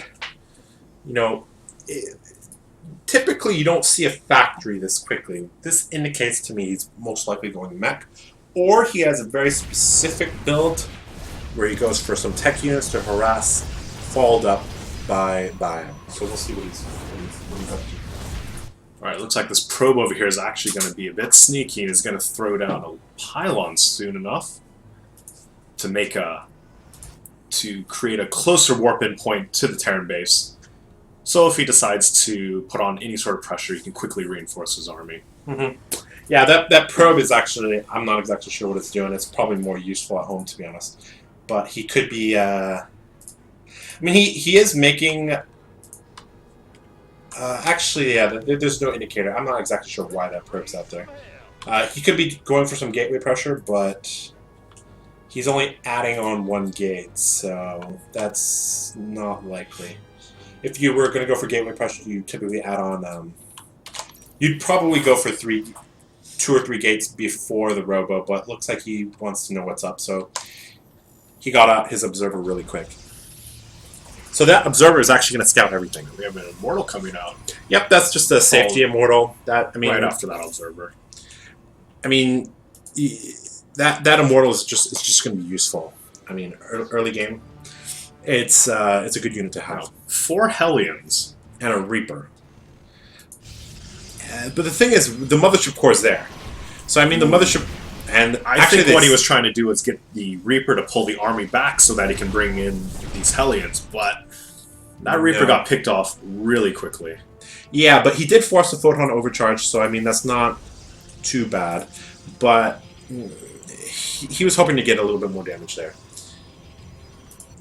And the Observer, again, okay, now he sees the 2 factories, and we're in for a treat. We have another mech game. We see another mech game. We have another mech game. And... ooh. And there's the pylon I was talking about. And there's 3 more gateways coming down, so there's going to be some type of timing coming up. And... chases those Hellions away. Now, if Dodo's really on the ball... Now, the meta is actually to get 1 or 2 Immortals. But if he sees 3 Immortals, he better freak out. That's the thing. And so funny, he's actually producing another one, but it's going to be way back in the base. Yeah, it has to get rallied here. That's the thing. Now, how many bunkers does he have at the ramp? Okay, he has one bunker. But he has 4 mines. And keep in mind that oh, but wait a second. This observer is going to see MaxHead is all over this. He will know that there are Widow mines there. And he's going to try to get them off. But the Immortal will actually get... oh, they outrange it just slightly. They do outrange that. The Immortals, if they get shot by the Widow mine, do take a ton of damage. Oh, he takes out the bunker really quick. Ooh, and that can they get up to the siege tanks? That's the thing. It's a huge warping, but there are 2 or 3 siege tanks at the back, holding strong the wall plus the SCVs. Oh, and some good use of hallucinations to absorb some siege tank volleys. But those siege tanks, excellently positioned with the Widow mines next to them. There's also a Banshee coming out. And, okay. So, there we go. Very nice play there. Very creative use of the Widow mines. Rarely do you see Widow mines taking out observers, but here we go. That Immortal leading the charge, but he's and actually going to go for it. Even there's though a he knows ton of Widow mines here, and there are 3 siege tanks at the back. There are Hellbats. That Immortal is actually up on the tanks though, but it barely holds, and that Banshee is actually going to force it away. Now, the Banshee is actually really important because the Banshee will force more Stalkers, and with more Stalkers, that means you have less Zealots, and without Zealots, the Immortals they have no meat shield. So, you know, having the Banshee tank Hellbat tank defense is really, really good. I really like that. And he's double pumping Thors. That's really nice. It looks like MaxHead actually has a Warp Prism in production. Looks like he's going to try to do something similar to the first game. Yeah, but Dodo is all over that. He already has a Viking in position, and he can, you know, move his... I mean, he's only on 2 bases, so it's not that hard to respond to harass on 2 bases. So we have a 3rd base coming up for MaxHead. Very good choice from him. MaxHead knows that he has Dodo on 2 bases, and as long as he can keep him in the base, he can pump up much more of his economy. But it looks like Dodo's actually going to be moving across the map now. He has 2 Thors, and he has a handful of other units, and together, this is actually a very nice timing. Not only did he hold off the all-in, but with 2 Thors, and if he pulls some SCVs, those Thors are going to live a long time. MaxHead has nothing that can kill the Thor fast enough. And if you can't kill the Thors, then they'll just tank forever, and then... And it actually looks like he's just going to press across the map. And does he have SCVs, though? Does he have SCVs with him? That is the question. If he has some SCVs, this push is going to be nearly impossible to stop. With 5 Widow Mines as well, and where's his observer? Dodo knows he can go for it. And Widow Mines burrow. And those siege tanks are... The Photon Overcharge is going to buy a little bit of time, but looks like he doesn't care about it. And when those mines are going to... take good mind connection there. Yeah, the Hellbats took a little bit of friendly fire, but they are okay. Now once these Thors get up, these Thors are actually going to pressure this Nexus. Oh my goodness. The photon overcharge is actually going to push them back a little bit, but I don't know if MaxHead can hold here. He's got one Immortal, and he's got the photon overcharge, which is still going to last another like 30 seconds or so. He should have brought SCVs. Thors are good if you have SCVs with them. Thors and he's going to drop an Immortal and some Stalkers on the tanks. Excellent Immortal drop there. Play there. Excellent play there. Yes, and he took it out. And but he got the Nexus. Oh my goodness. See, oh my goodness. So now Dodo is in a position where he has an economy lead, but he lost a lot of units. So as we can see here on the income tab, he has a better mineral and gas mining rate. But does he have the units to defend? I don't. And MaxHead is actually on 3 base. That's the thing. Dodo actually didn't scout the this base here, the 3rd base. Yeah, he has no idea about this 3rd base actually right now. Yeah, so that could become a little bit of a problem. Looks like MaxHead, his weapon of choice this game is going to be Archons. And Dodo's throwing down more factories, so he's definitely committing down the 5 factories plus upgrades plus a starport is roughly what you can support off of 3 bases. So, you know, very, very good. And he looks like he's getting the Ghost Academy and he's going to single pump Ghost as well. Looks like this Banshee's actually going to see the expansion soon enough. Yep, and he realizes how there is a pylon there. Well. So we should see some Stalkers warped in, and there's a Stalker getting warped in here. Now this is where you'd wish you had Cloak, because you might actually get 2 or 3 more kills if you had Cloak here. Ooh, but he is picking off quite a few. Looks like he's just gonna sacrifice it. Yep. That's okay. That was a decent trade. Not bad. Good positioning for the Observer. He's going to know exactly when the Terran player decides to move out. Yep. And MaxHead is actually moving across the map. Ooh, and it looks like he's trying to do a quick run by with the Zealots. And they get through the front door. That is actually okay that they got through the front door. The reinforcement line will catch them. The main thing is actually the 3rd base. Actually doing some damage. Yeah, there. I mean the Zealots are taking out a couple SCVs, but not actually a huge deal. I mean, mech is a gas-based composition, even if you're going Hellbats. So, you know, in terms of SCVs, he's fine. The thing is, I really want to see some Ghosts. Now, he's starting to produce Ghosts one at a time. That's nice. Because he only has... Yeah, he only has one factory. He only has one barracks, actually. Yeah, that makes sense. Of course, he only has one barracks. He's one mech, but... looks like, actually, that MaxHead's army actually walks into some of the Sea Shanks up there. And there's a huge fight here, and... Oh, we're going to see some Side Storms? I mean, the Side Storms are good Side Storms, and, you know, the Immortals are actually untouched. And it looks like he's actually in position for to take out the 3rd base. There's a huge amount of Hellbats, and, you know, they are pissed off, and these Immortals are going to be in trouble. They're like, get out of here. Yep, and they both... This is actually funny. The Hellbat and the Immortal are actually 2 of the slower units. And Hellbats are good, but looks like the Zealot Archon Immortal Force are going to actually force them back. And he's actually going to lose Dodo is actually down a lot of supply. Yeah. It looks like MaxHead's actually just going to try to go in for the kill. He's ignoring the 3rd base and moving right into the natural, doing a lot of damage to the SCV line. Very nice Warp Prism. Yep. Again, with the Warp Prism. I don't know what this Viking's doing right now. Yeah, and there's the GG. MaxHead takes it 2-0. 0. Very well done. Very well done. So MaxHead is actually in the finals. Oh. And we'll see who he faces. I think he's probably going to play Tudming, who's a Zerg player. So we'll probably have a PvZ finals. So we'll see. Grandmaster. Yep, they're both GMs. So that's going to be a very good, very high-level match. I want to talk a little bit about that game, because Immortals actually wreck mech very hard. But one of the ways that I personally found that can deal with Immortals well is Banshees. typically when you think of mech, you think of tanks. Tanks are mech, right? But actually, Banshees are an excellent unit. If you have 4 to 5 Banshees, Protoss is unlikely to leave their base.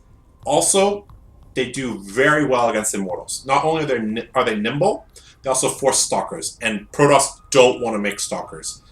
I mean, Stalkers, pound for pound, are some of the worst units in the game. So, and lowest DPS, high cost a ton of gas as well. So, what I would like to see from Dodo maybe next time is a little heavier on the Banshees. Not only can they keep the Protoss in their base, they're also excellent against Immortals. And they force Stalkers. So, Hellbat tank is good, but I think if you added a couple Banshees, it would be better. Yep. Okay. Because Siege tanks actually do not take down Immortals very fast. But they do not. the rockets from the Banshees actually do very well against the Hardened Shield. So, because there's 2 attacks at 12, so it gets reduced down to 10, that's totally fine. So, yeah, I guess we're just going to wait for the other semifinal, which is going on our other stream, twitch.tv/HK-Esports. And when that's done, I mean, I don't know if they're in Game 1 or Game 2, Game 3, but we'll try to jump in and catch the end of that. If not, we'll just cast the grand finals between the two people. And we'll find out who's the winner for the China qualifiers. Yep. And it's going to be a real treat for everyone to watch, and it's going to be a pleasure for us to cast as well. Yep. So stay tuned, and we will be back with the grand finals. Okay, yep. See you in a bit.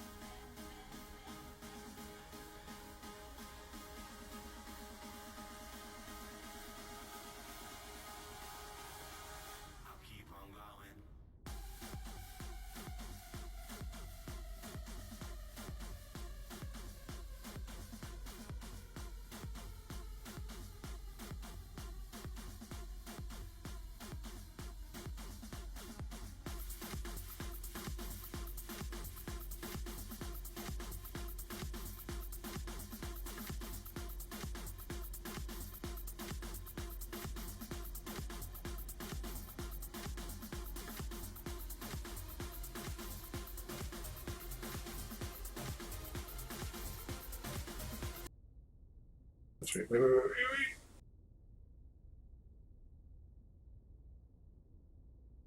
Up straight. Hello. Actually, we're just waiting on a game right now. So actually, we're going to take a look at the brackets over here. So actually, I lied. I'm sorry. That was actually the quarterfinals, not the semifinals there. So we have MaxHead in the semifinals, and he will play the winner of Ming and EdisonWoo, which is actually going on right now, game 1. It's a ZVZ, so we'll try to jump in for game 2. Down on the bottom, we have actually this guy's it's in Chinese, but his English name is ZooToop. So actually, he had to beat his teammate Zhu Hao in the semifinals, and his teammate Zhu Courage forfeited to him in the quarterfinals. So. Yeah, so I mean he's in the finals, ZooToop, so he'll play either MaxHead, Ming, or EdisonWoo in the finals. So just a couple more games, and we'll have a champion. So we're just waiting on Ming and EdisonWoo to finish their first game, and as soon as they finish that, we're gonna jump right into the second game. So. Yeah, we'll be back in a little bit.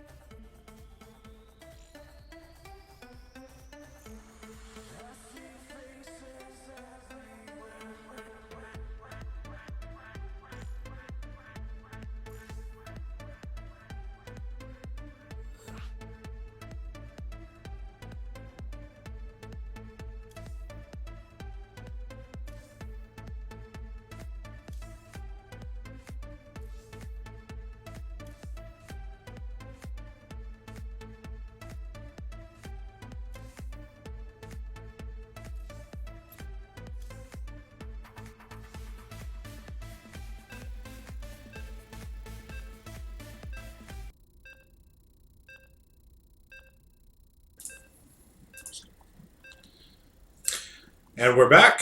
Sorry about that. Actually, EdisonWoo defeated Tudming in the quarterfinals, so they actually went ahead and played one of the semifinal games already. So this is actually they just couldn't wait. They couldn't wait to get going. So this is actually game 2. So this is game 2 between Tudming and not Tudming, MaxHead and EdisonWoo, and MaxHead is actually leading 1-0 at the moment. So up here, finally have a Zerg player in the top left. We have EdisonWoo. Yep.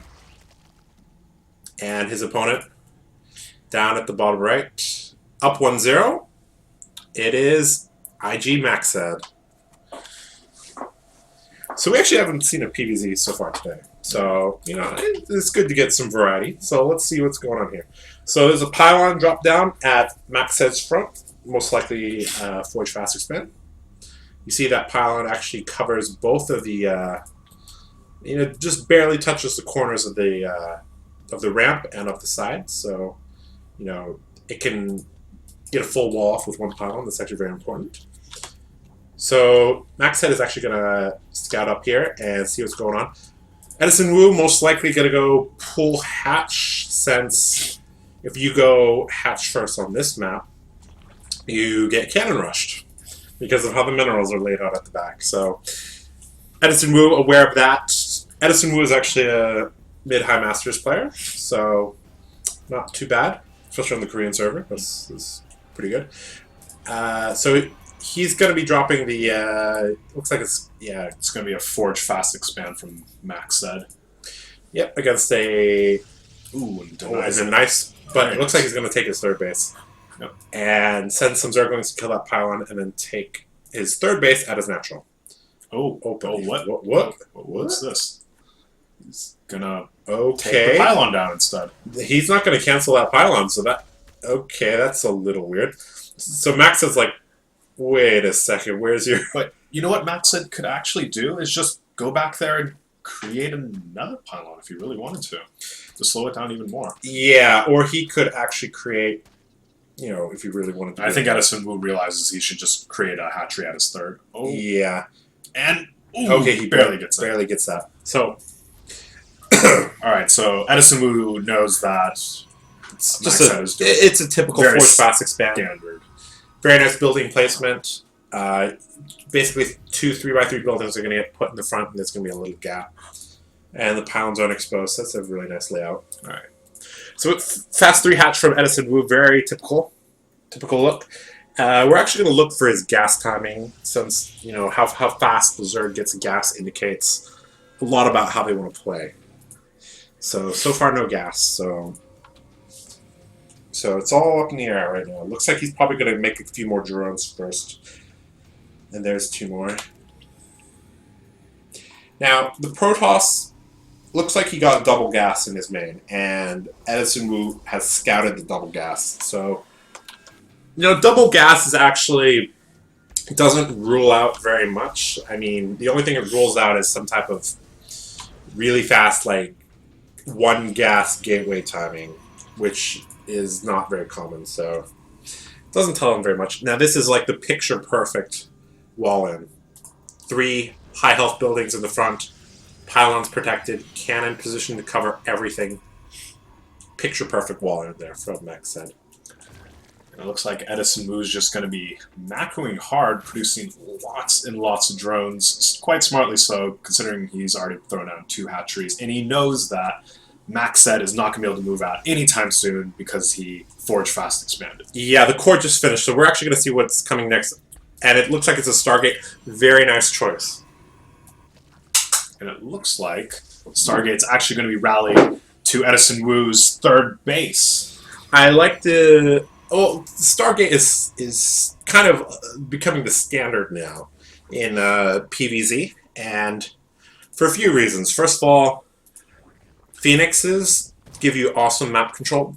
Not only do they give map control and put pressure on the Zerg, they can also scout what's going on. You can get a very good read. I like how EdisonWoo decides to put he takes the gas in the middle base because it's the one that's most likely going to be scouted towards the end.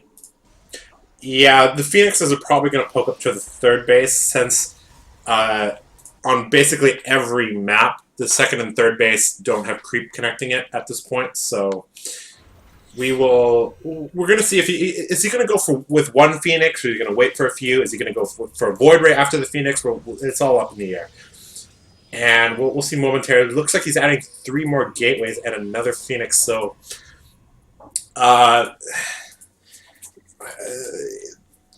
looks like he's just playing this out pretty standard. He might 4 gates. So he looks like he's going to put on some pressure with the Phoenix and then follow up with some sort of it's like +1 Zealot, plus Sentry timing. EdisonWoo might be going for a bit of 1/1 Zerglings early on.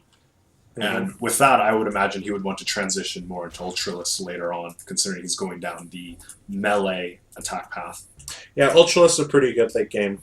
But we'll see what he wants to do. Now, he's put down 5 Spore Crawlers, and he hasn't seen... he actually hasn't... He just barely saw the Phoenix there, so... he's probably afraid of Oracles or Void Rays, but actually it's just Phoenix this time, so... 5 Spore Crawlers is a little bit of an overreaction, but it's acceptable. So these Phoenix are coming in here. They're going to try to get a couple drone kills. They're probably going to get a few. Quickly denied, though, with some Spore Crawlers. Yeah, Spore Crawler plus a Queen or 2 is more than enough to hold it. And the bases for EdisonWoo, he scouts and sees that there's no third base taken, so... If he can keep the Protoss on 2 base, he'll be able to get ahead economically, considering he's had these 3 bases up for a very long time. We can see from... Now, there's actually a pylon at the right, and there's about to be... Oh, no, sorry, that's not a pylon. My bad. That was my bad there.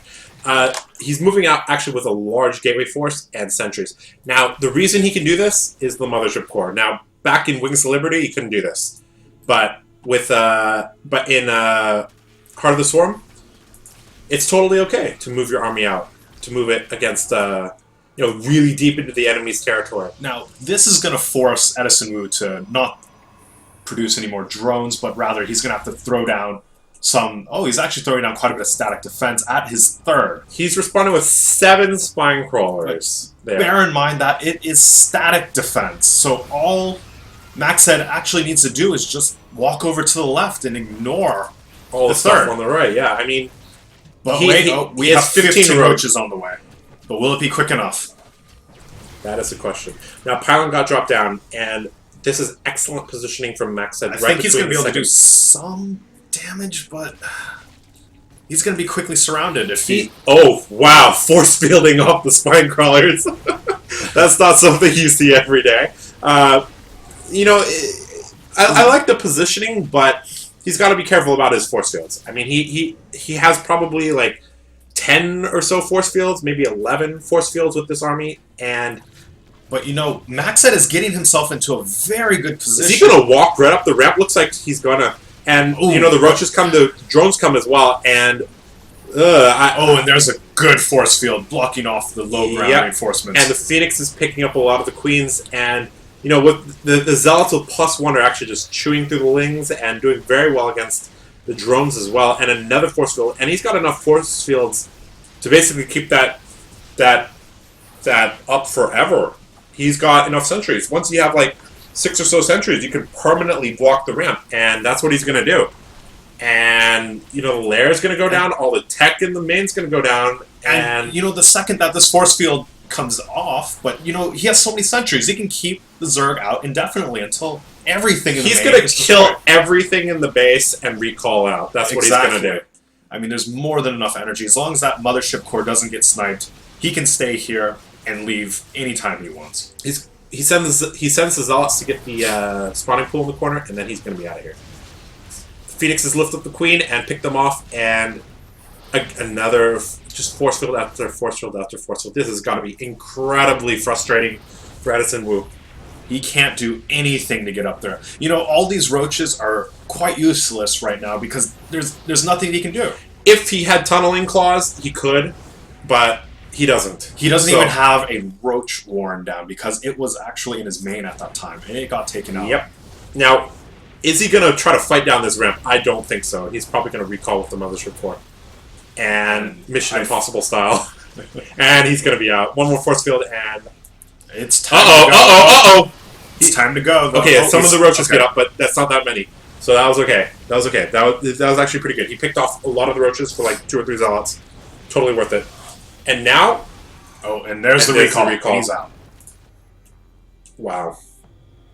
And that is what the Mothership Core enables you to do. Is a very sharp timing, put pressure on the Zerg, and get out. MaxHead did a lot of damage, like taking out the Zerg's main, but behind that, he didn't really expand. He's just expanding now. So economically, he's actually on par with EdisonWoo.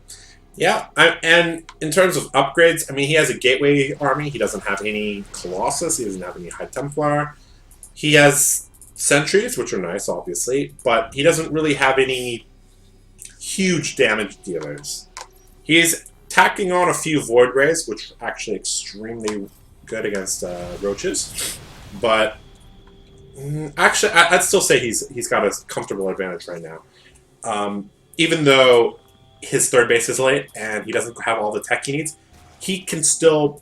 Ooh, there's for those of you who didn't see in the production tab, there was a Spire actually under production, but then it was quickly cancelled shortly after. I think that EdisonWoo realizes he needs to focus more on the ground. He can't play the harassment game at this time. It's actually a gas problem. If you get mutas, you're basically delaying your 2-2, your Hive Tech, and your Infestors if you want to get Infestors. So, looks like he said, I don't have the gas for that, so... and you have Phoenix out already. You have a Stargate. So, you know what? I'm just not going to go for the Spire. So we have the Hive coming up, actually, for EdisonWoo. So now if he can get the Hive, he can start making Ultras, Vipers, and Broodlords. The only unit that's really useful in this situation would be Ultralisk, and not even that much. There's a couple of... there's an offensive blink there, catching... a couple of the Roaches. A few Zerglings there, and actually damaging a Roach. This amount of units is going to snowball out of control. EdisonWoo does not have the amount of units to overwhelm good force it. And fields. there's so many force fields trapping off both sides, and he's actually... He could recall the units. He could, but I don't think he's going to. How many force fields does he have? He's running out of force fields, that's the problem. Nice time warp there to slow down some of the units, but the units actually wiggle through there. The Void Rays charged up are going to do a massive amount of damage and take out the static defense very quickly. But there are 3 Queens that are, poking away at the Void Rays. Protoss need to be very careful. He only has 2 sentries left, very low on energy. He can't produce the force fields with these Zerglings. This is a ton of Lings coming up here. He's going to go anytime soon. He should recall. There's the recall, and he's out. And oh my goodness, the Infestor almost got that. I'm not actually sure about the fungal interaction. That's actually I'm actually very curious about that. Actually, that was a good attack. Good attack, but like I said, Ooh, and he needs high tech Ultralisk Cavern. Ooh, an Ultralisk Cavern. Very nice choice. With some 3/3. Yeah, he's going to go for 3/3 3/3 Ultras with Infestors and Lings. Very nice. Except there are some Void Rays. That's a very... So he's gonna need either like Infested Terrans or he's gonna need Queens. But actually, I think EdisonWoo is probably like... Ooh, these Infestors are way out of position. Excellent blink. He gets all 4 Infestors for free. And there goes wow. a bit of a carcass of an Infestor. Does he have an Observer with him? He has 1 Observer with him. Okay. Tailing behind. And the Zerg army is forced to retreat, having no Infestor support. Losing those 4 Infestors was huge. Now he's actually waiting on the 4 a lot of gas, and we can see that MaxHead wants to put on the pressure by putting out a pylon to increase the reinforcement flow. Yep. And Zerg knows that, hey, I have no more Infestors, and Infestors make for very, very powerful defensive units. But he doesn't have them right now. Protoss is just marching on in. This is...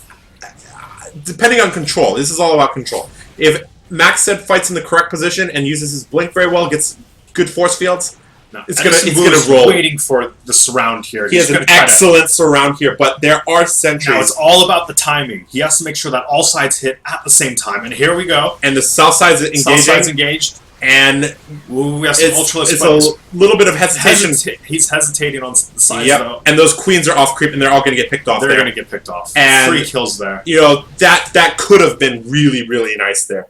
But, you know, a little bit of hesitation, a little bit of an execution error. But he does... queens with a lot of energy here. But he does have the Collector's Edition Ultralisk, so... I mean, let's see how they do. There we go. There's good fungals on most of the Protoss army. And the Ultralisk there's some good transfuses in there. He's keeping those Ultralisks alive. Yep, but there's a lot of Immortals, and there's a lot of Colossus, and the Void Rays are still alive. And this is going to be really hard to stop.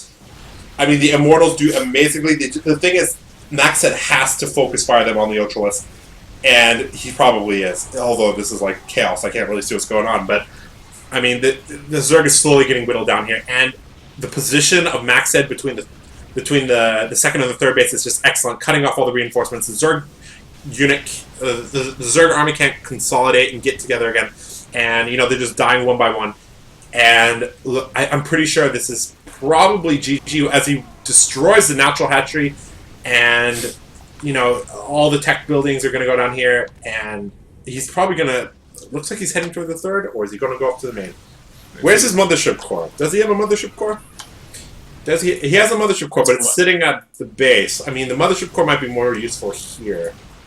Ooh, and that was so close to finishing the armor upgrade there. Yeah, that's unfortunate there. Can he get enough units? The Protoss Death Ball is moving towards the third base, and if the Hive falls, there goes all of his tech, and it's going to be... I mean... Using low-tech units against the Protoss is not going to work. And Stalkers are going to make short work, even though they're not the best unit against Ultralisk. There are just too many of them. Yep, the Immortals adding a ton of damage, and I think that these Immortals are +3 probably by now. We can check one of the Immortals and see what their upgrades are. Yeah, it's a +3 Immortal. Those things do 65 damage just shot to these Ultralisks. Got some Ultralisks chasing down some Stalkers. You know, this is unfortunate for EdisonWoo. I mean, the positioning is too good, the army composition is too good, and you know this is he's just going to lose base by base. And you know, EdisonWoo is probably just collecting himself right now. You know, just accepting that you know the Protoss Death Ball can't be killed by what he has right now. He has no economy. His income is bad, and this is probably his last stand here. These few Ultralisks trying their best to cut down these Stalkers, but no cigar, and his supply is getting doubled right now. His fourth base under attack. This is basically his only mining base. And there's the GG. And MaxHead advances to the finals, I believe. Yes. Yeah. Wow. That's IG MaxHead for you. Really well done from him. And you know, we're going to take a quick break, and we'll be back with the Best of 5 grand finals between MaxHead and Top. Yeah. All right, ZooToop. So we'll be back. So stay tuned. Bye-bye.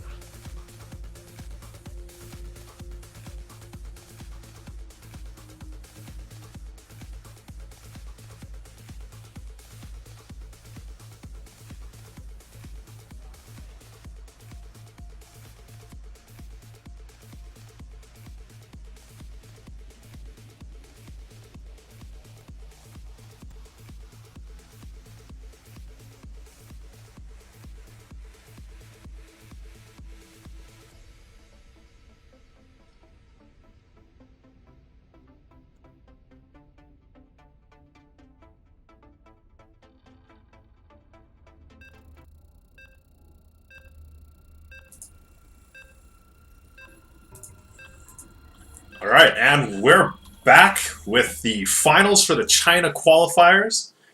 For those of you who've been watching us, we've seen quite a few games with MaxHead, the Protoss player, and his amazing play against both Terran, Zerg, and, well, we'll see if he can do it against Protoss as well.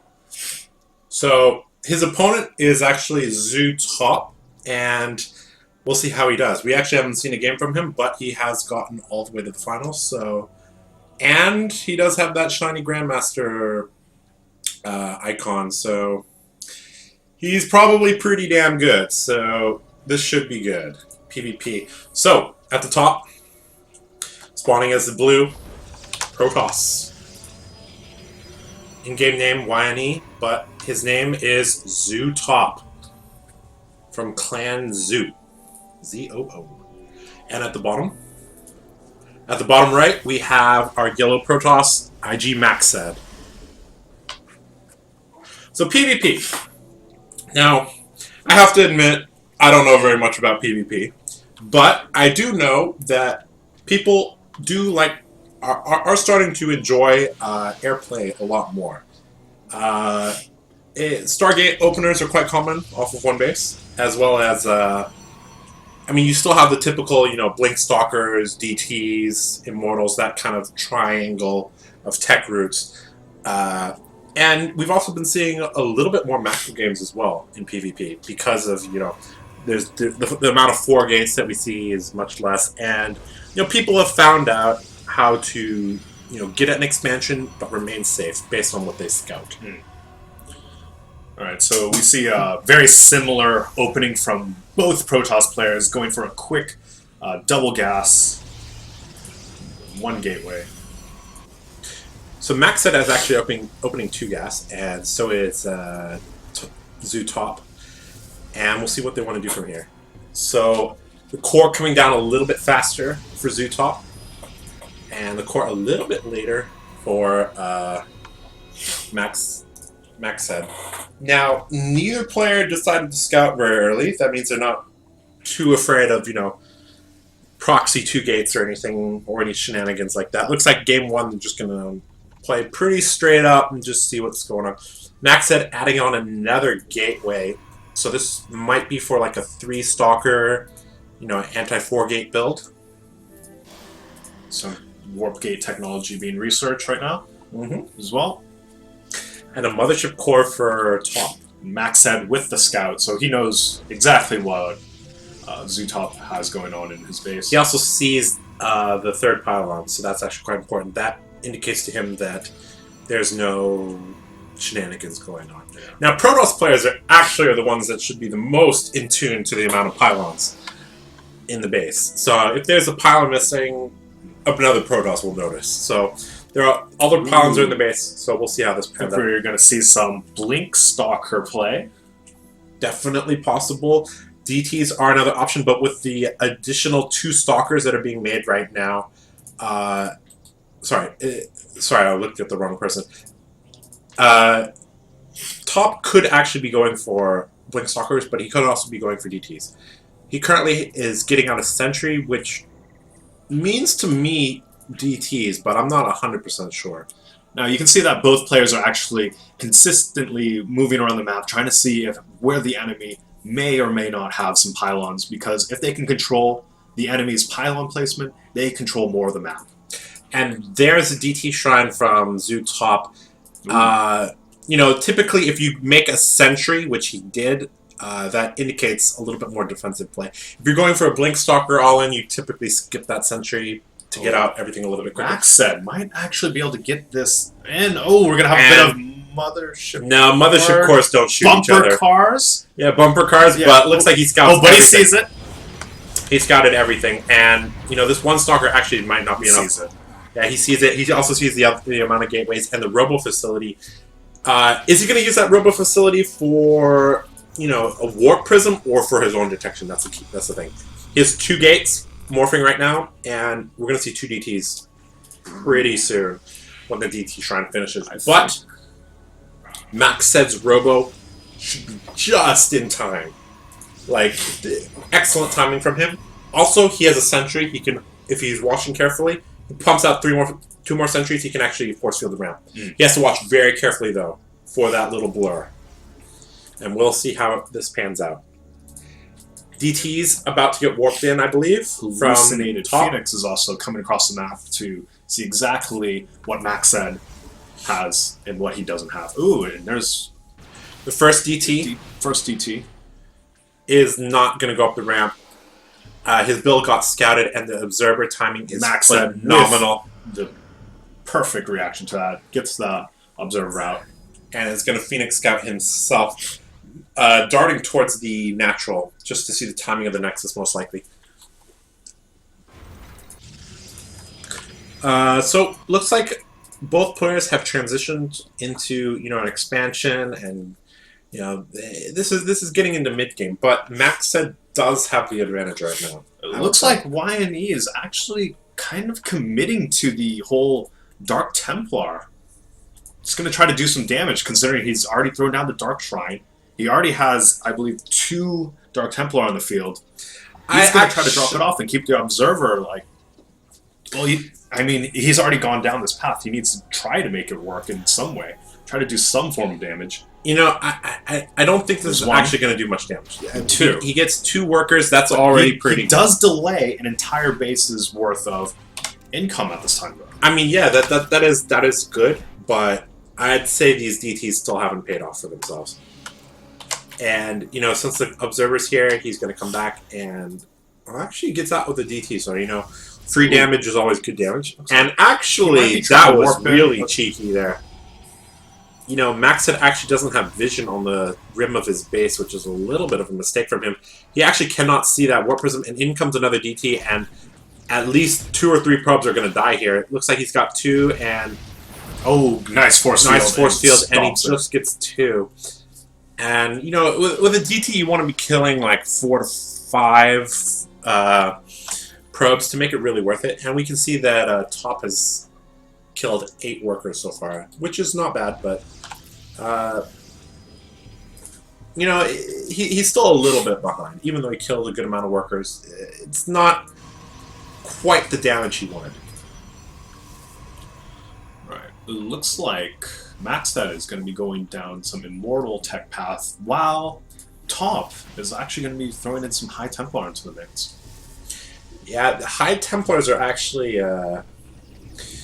I actually don't think they're going to be for High Templars. I think they're most likely going to be for Archons. Which, actually, I'm not sure, because if you wanted Archons, you could just warp DTs in. Oh, he sees the 3rd going down. The 3rd base, yep, is going down for Top.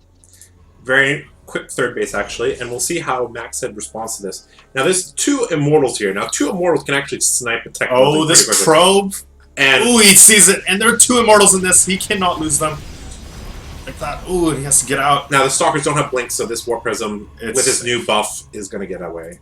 Easy peasy. And, the game is actually just setting up for a macro game. And, we see the Twilight Council come down, so he can get +2 weapons from the Forge. And we have Charge coming up for Top as well. So, it looks like he might be going for like a Charge Law Archon mix to fight against the Colossus. And, that can do pretty well. The thing is, once the Colossus start getting up into really high numbers, we're talking like 5, 6 Colossus, then those Zealots start melting, and yeah. Top doing a good job keeping MaxHead on edge with that drop harass. Even though if it doesn't do too much damage, it does divide the attention away from other things on the map. So we see the Warp Prism trying to find any sort of entry point at this time. Yeah, but MaxHead's defense is pretty good. I mean, he's got units in the main base, and he also has a Colossus about to pop out, so... Which, oh my goodness, this is... If those... those Zealots... Those Zealots actually saved the day, and the Mothership Core is was probably sitting between the 2nd and 3rd, the main and natural, so Photon Overcharge came down. This is gearing up for just a huge macro game. 3 base versus 3 base, and we have Another Phoenix about to scout. Probably going to scout the size, see if there's a 4th base coming down. You know, in a mirror matchup, you want to remain on par with your opponent at least. So Top continuously creating High Templar and warping them into Archons. Which is, I'm not exactly sure how the economy works, but maybe High Templars plus Immortals work out pretty nicely. And these Immortals are actually going to get a few of these Stalkers for free. And they blow away 2 of the Stalkers, and they're going to get a Zealot as well for free, just losing some shields. And, you know, they might get another Zealot or not. It looks like they're going to have to get out of there.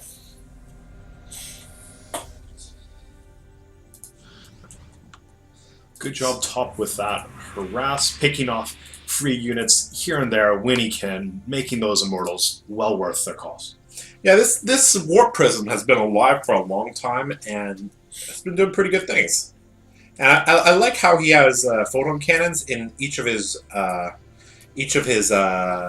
bases. I mean, it's really good to just defend against the... I mean, not the middle base, but like his exterior bases have photon cannons. And the Mothership Core, positioned at the proper place for photon overcharge, he is basically, you know, saying, like, if you want to try to Warp Prism harass me, I got that covered. You're not going to get through. Now, the Colossi amount is slowly and steadily growing. Now, in traditional PvP, we're talking about, like, Wings of Liberty PvP. You know, people talked about the War of the Worlds. So, like, how many Colossus do you have? Like, you could basically determine the winner by how many Colossus they had and the concave that they had. But we see Top with no Colossus. We see him with Archon Immortal. Now, I think actually this unit composition is going to do well, to be honest. I mean, force fields are not going to be able to hold back anything there. Mothership Core has very far sight range, so and he's exactly in an excellent position. He's going to looks like he's going to time warp the ramp here, probably. I think he's going to recall after this, or I don't know. Where is it? Oh, but he's taking. And he's stuck. Wow. Mothership. He tried to recall there, but the Mothership Core got sniped off, and he's in full retreat right now. But he can't really retreat against. This is big. If these Immortals get caught out like this. Yeah, the charge lots are actually going to hunt down these Immortals, and, you know, losing Immortals... Archons are slightly faster than Immortals as well, and these Zealots are doing a good job dropping those hardened shields for the Archons to pick at them. And that's already 3 Immortals lost just on the retreat. This is going to be a 4th one soon. Yeah, the thing is, he has a lot of units, but the composition of MaxHead is really good.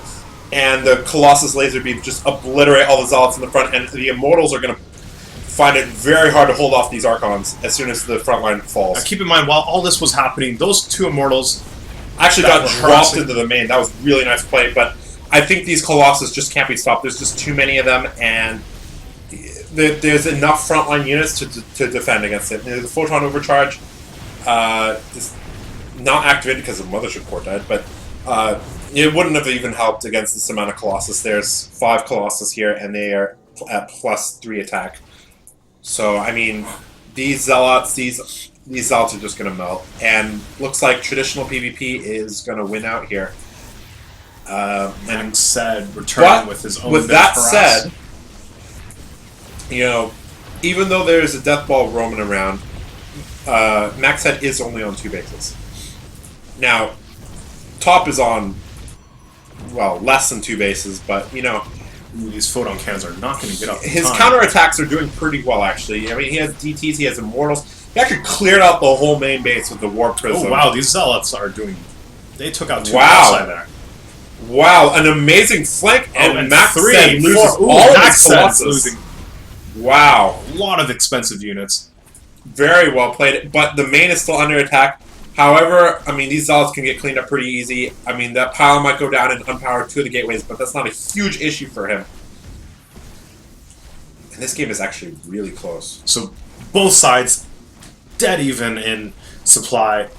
Both have taken significant amounts of damage. Economies on both sides are quite a bit in shambles. We have to take a look at the worker count right now to really see the picture here. So, MaxHead, 2 bases, 60 probes, that's basically full saturation on both. Whereas Top's probes is like he's a significantly less probes, but he has, you know, I like the position of the base as well. Actually, this is an amazing counterattack, but there are DTs for MaxHead to defend. And does he have he does have a Robo Bay, but he does not have an Observer. He's chrono boosting that Observer out. And these DTs are actually going to probably take out the Nexus unless that High Templar like magically gets 225 energy and like chain storms them to death. But you know, he doesn't even have Psystorm research. So I think this Nexus is actually dead. And if that Nexus falls, he's going to be in trouble economically, and that Nexus does fall. And the Observer comes just a little bit too late. And we can actually look at the minerals right now. He only has 193 minerals. He has the long distance mine to even get a Nexus up. He doesn't have a Nexus in production, and with the DTs here, even though, yes, he cleans this up, he has no economy, no Nexus. You see that train of blue on the map is basically all the probes long distance mining just to get enough minerals for a Nexus. And, you know, Protoss, they can't lift their buildings, so, you know, those probes have to work like triple overtime to get a new Nexus. And MaxHead is coming in with the Warp Prism, warping a few more units here.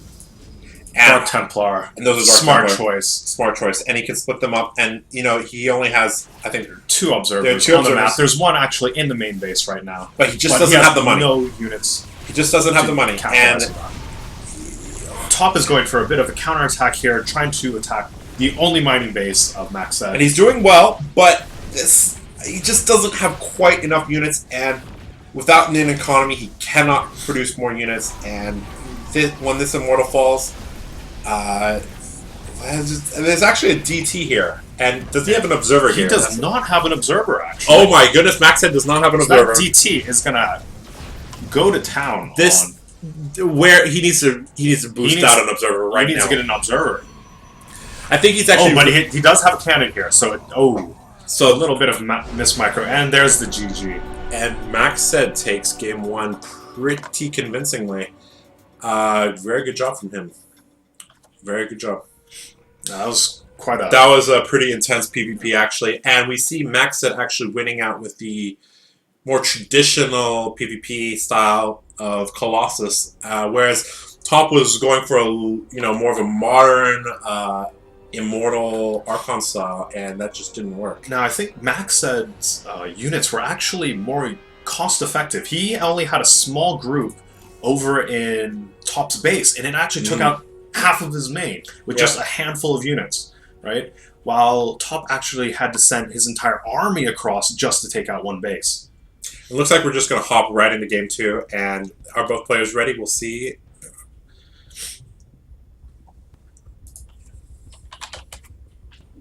So yeah, we're just jumping right into game two, and you guys are... these two are actually very well matched up. That game was very back and forth, and we didn't really know who was going to win until the very end. So, very nice game. And we'll see how they do in this game on Neoplanet S. So down at the bottom left, we have ZooToop. Down a game, but can still come back. And at the top right of the map, up 1-0 in this best of 5, we have IG MaxHead. Right. This probe is very early. This map is significantly smaller than the previous map, and considering how Top sent this probe out very early. Super early. And there's no pylon being made, so we're going to see some cheese here. Now the question is, where is he going to put the gateways? Is he going to put it on the side of the gold? Is he going to put it... Looks like it's going to be the side of the gold. Very nice position. This is actually where Terrans like to 11-11 on this map. Just because if you scout up, you won't see it. If you scout down, you won't see it. You have to purposely move your probe to this location to scout this. And this is a 10 gate from ZooToop, and looks like it's going to be a 13 gauge from MaxHead. So, ooh, and we can look at all the chrono boost pulled up in the Nexus. Looks like he's boosting probes and getting a gas. So this looks like it could be like a really fast stalker. I'm not exactly sure what this is. Which I think would be the better choice in this case because a Stalker can actually kite the initial units. If you actually get out a Stalker really fast, you might be able to hit a nice timing. I'm not exactly sure what his plan is, but maybe Mothership Core plus Stalker Harass, but he's going to be lacking gas. Looks like another gateway comes down, so this is probably going to be some sort of 3 Stalker rush. This is most a likely. huge commitment here. And I think if MaxHead scouts, he's going to see this. And that angle of that probe is a little suspicious as well. And he's going to come down, he's going to see this. And that core is actually visible. Yeah, he sees the core, he sees the gate, and he should turn around and take a good look at what that is. What is he?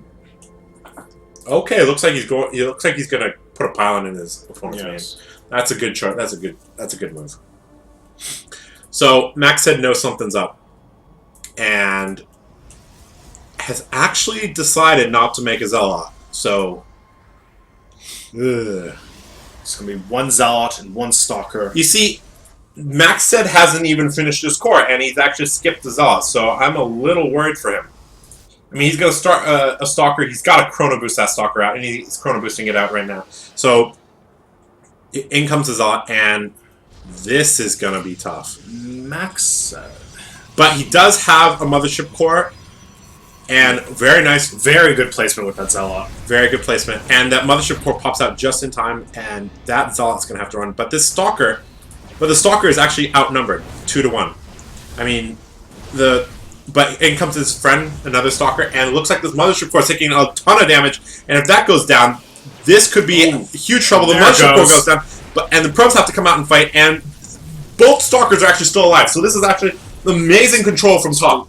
Little bit of micro, and he's going to keep all his units alive. And he has 2 more Stalkers coming out. And the thing is, he has 3 units, and MaxHead has 0 units. So as soon as these other 2 units meet up with these 3 units, he's going to have 5 against 2. And if MaxHead can't kill one of these Stalkers, he's going to be in big trouble. He gets 1. Both of his Stalkers are... one of his Stalkers dies, but it looks like he has reinforcements. And this Stalker is going to fall, and these... It's GG. And he calls GG right there. Very nice game. Very advanced timing knowledge from ZooToop. He knew exactly the timings, he knew exactly the execution, and that's a very map-specific game. And he takes game 2, ties up the series. Very well done from him. Do you think the game would have turned out different if he decided to build a Zealot? Because he skipped building that Zealot and instead waited for the core to finish to build a Stalker. I think he was actually trying to save that 100 minerals so he could get out the Mothership Core faster. But, Top countered that perfectly by getting Stalkers out very quickly. Yes. And the timings of the Stalkers were just perfect. Just literally, the sharpest timings I've seen in a while. And he takes game 2 very quickly and convincingly, and we have a match on our hands. It's 1-1 right now. Both players can spill blood, so, that's what I like to see. I don't like to see one way stomp fest. Yeah. I like to see games. I like to see. All right, looks like they have the lobby up, and we're going to begin shortly. Keep in mind that this is a best of 5. Right now, the score is 1-1. It's tied. Yep. And the game is going to begin shortly. Yep. Counting down 3, 2, 1, and here we go. Aquilon Waste. Now this map, like the previous map, does have some good places to hide stuff, but it is a little easier to scout if you're very thorough with it. We're probably going to see probably a standard game, to be honest, from both players. I mean, the real mind game is cheesing twice in a row. If you cheese once, typically you don't cheese again. Typically you don't see 2 cheeses in a row. Because your opponent is, on his guard about that type of thing. Yeah. Like when we saw MaxHead against Dodo, we saw him go air one game, and we didn't see him go air the other game. So, in a best of 3, best of 5 at this level, you have to mix it up a bit. I mean, you can't play standard all the time. You can't cheese all the time. So we'll see. I mean, both players opening very standard with the 9 pylon and chrono boosting the the Nexus. Yep. So in the bottom right, we do have ZooToop, who was the winner of our last game. Yep. Pulling off a very, very well executed early timing and taking out our player in the top left, which is IG MaxHead. Yep. So very standard builds right now, just a 13 gateway from both players. And Zoo is looking for cheese because he's like, well, if I cheesed you, you're probably pretty pissed off and want to cheese me. So checking his MaxHead is just laughing in his face, going, ha ha ha, maybe I'm not actually. And it looks like he's definitely not going to be doing anything like that. No shenanigans. Both players getting double gas, so they're probably going to get out a Mothership Core quickly. Typically you see this double gas because when the core finishes, you want to have enough gas for the Mothership Core as well as the Stalker. MaxHead also checking for cheese, and I think he's going to be pretty diligent. And no, looks like he's not going to check everywhere, but he's just going to go cross map and wander into Top's main. Alright, so we have a Cybernetics core down for both sides, and they're both skipping the Zealot production. I mean, the rush distance. Yeah, is far typically enough you see the Zealot production versus Terran, because if you get Engineering Bay blocked, it can delay your Nexus by like a minute. Yep. But because the meta for PvP is not like a fast expansion, so your opponent's not likely to block your expansion. First Chrono Boost is used to get that Stalker out quickly to try to deny Scout, but the Scout already got all the information it needed. Yep, saw the core, saw the double gas, and saw the amount of pylons, so he's pretty much in the know. Now, Top actually starts a pylon in the corner of his base. Now, not only is that good, but he can also use that to hide some tech. And MaxHead going down to the third base. I don't know, just like looking around for pylons, most likely. And Top also clearing out his natural, making sure there's no probes there. And looks like, both players just posturing a little bit on the map, like trying to scout each other out, try to feel each other out. And, the Mothership's cores are crossing the map looking for stuff. And not much of anything right now. Actually, MaxHead starts another gateway. So MaxHead wants to build a pylon close to the front, and it looks like the Mothership core just misses that, so he won't be actually, how many gateways does MaxHead have? He has 2 right now, and he's adding on a third one. So this is actually going to be pretty heavy pressure. He has 2, and he's adding in a third one, and he's getting a robo. So this could be 3-gate robo from MaxHead against a 1-gate core Nexus robo from Top. So we'll see how this plays out. The ramp on this map is pretty large, so these 2 Stalkers are just gonna no. MaxHead is actually going to sacrifice this. He actually gets to see the Nexus, and actually, if Wani had animation canceled a little bit there, he would have killed the Stalker there. But just a small point there. MaxHead controlling the towers down at the bottom, and I'm interested to see what he's going to produce from that Robo. Is he going to... Looks like he's getting a Nexus, so I mean his Nexus is going to be like a full minute and a half behind his opponents. He's actually slightly supply blocked. And he Chrono... Oh, that's Chrono Boost, but he's missing a pylon. So that's a wasted Chrono Boost right there. Yeah, that's a little bit of a mistake. Maybe, we all make mistakes, so... But he's actually coming in with 4 Stalkers and 5 Stalkers against 3 Sentries. Nice force fields locking those Stalkers in. This Photon Overcharge is actually doing an amazing amount of damage, and actually forces MaxHead to retreat. Now, what was he... Once this Immortal gets out, that's basically going to be the end of the pressure. So, I mean, looks like MaxHead's actually going for a Robo Bay, so he really wants to start that Colossus production pretty fast. He's going to try to pressure some more, but I don't think this is... Yeah, once he sees the Immortal, he knows that. Even if the Photon Overcharge is down, that Immortal is too scary. Yeah, he should pull back right now, and try to macro up a little bit. Yeah, let's take a look at the income tab, because I'm pretty sure Top is like a few few probes ahead. So yeah, like 2 or 3 probes. No, actually, MaxHead's ahead. MaxHead is slightly ahead in probe count. That's surprising considering Top got his Nexus first. So it's actually very odd. All right, so we have MaxHead running back home, saying, "Hey, well, my harass didn't really work out. It's fine. I'm just gonna macro up a little bit, tech up a little bit."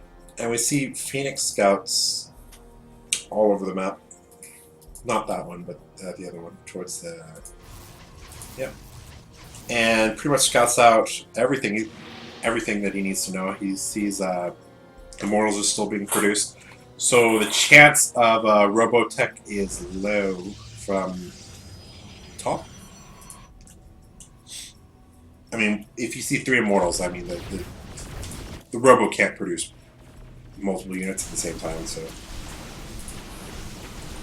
MaxHead is actually getting a head start on the Colossus, and I don't even know if Top is going to go for Colossus, to be honest. Yeah, it seems like he doesn't like Colossus. He's committing to a large amount of Immortals, but... Yeah, he likes his Immortals. I mean, he's not a Colossus type of guy. And he's going to take a fast start, I think, but that Phoenix is going to scout it out. But you know, if MaxHead isn't careful, these Immortals, if they hit a certain amount, I mean, in the straight-up confrontation, they should beat the Colossi because of their hardened shields and the fact that they do so much damage against armored units. The thing is, typically late game, they can't even close with the Colossus because the Immortal has 6 range, the Colossus has 9 range, and there's a ton of Zealots in the front. And the only Protoss unit... Nice force fields and catches one of those Zealots, another one. Yeah, not really worth it for 4 force fields, but the Stalkers are actually getting chewed up by the Immortals, and it's doing pretty well, but I think maybe... I mean, the Colossus, the thing is, the Colossus has to run. It doesn't even have range right now, so... the Colossus actually loses in a one-on-one battle very badly to the Immortal. Ooh. And the Immortal just dancing, and he's going to pick off this Colossus very... Oh, there it goes. There we go. It picks it off. Very nicely done. Very nice micro from Top. Now, if you could keep the Colossus count down, you could probably hit timings mid to late game. But like I was saying, late game, the only thing Protoss has that clears Zealots fast is Colossus.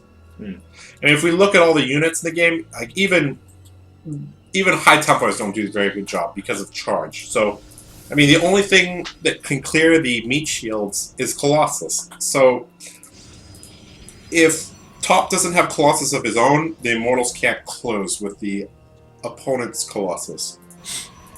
It looks like both players are grabbing their 3rd right now. Yeah, roughly the same time. Looks like Top's is a little faster, but not a huge deal. And you know, look at the worker count; it's still quite close. So. Yeah, it's relatively close, within the margin of error, you could say.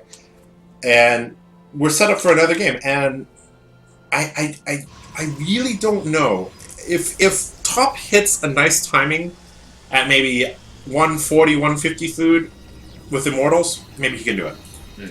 But the longer the game goes, the better the Colossus gets. The Colossi will hit they'll hit a critical number. I mean, 8 Colossus are like 4 times better than 4 Colossus.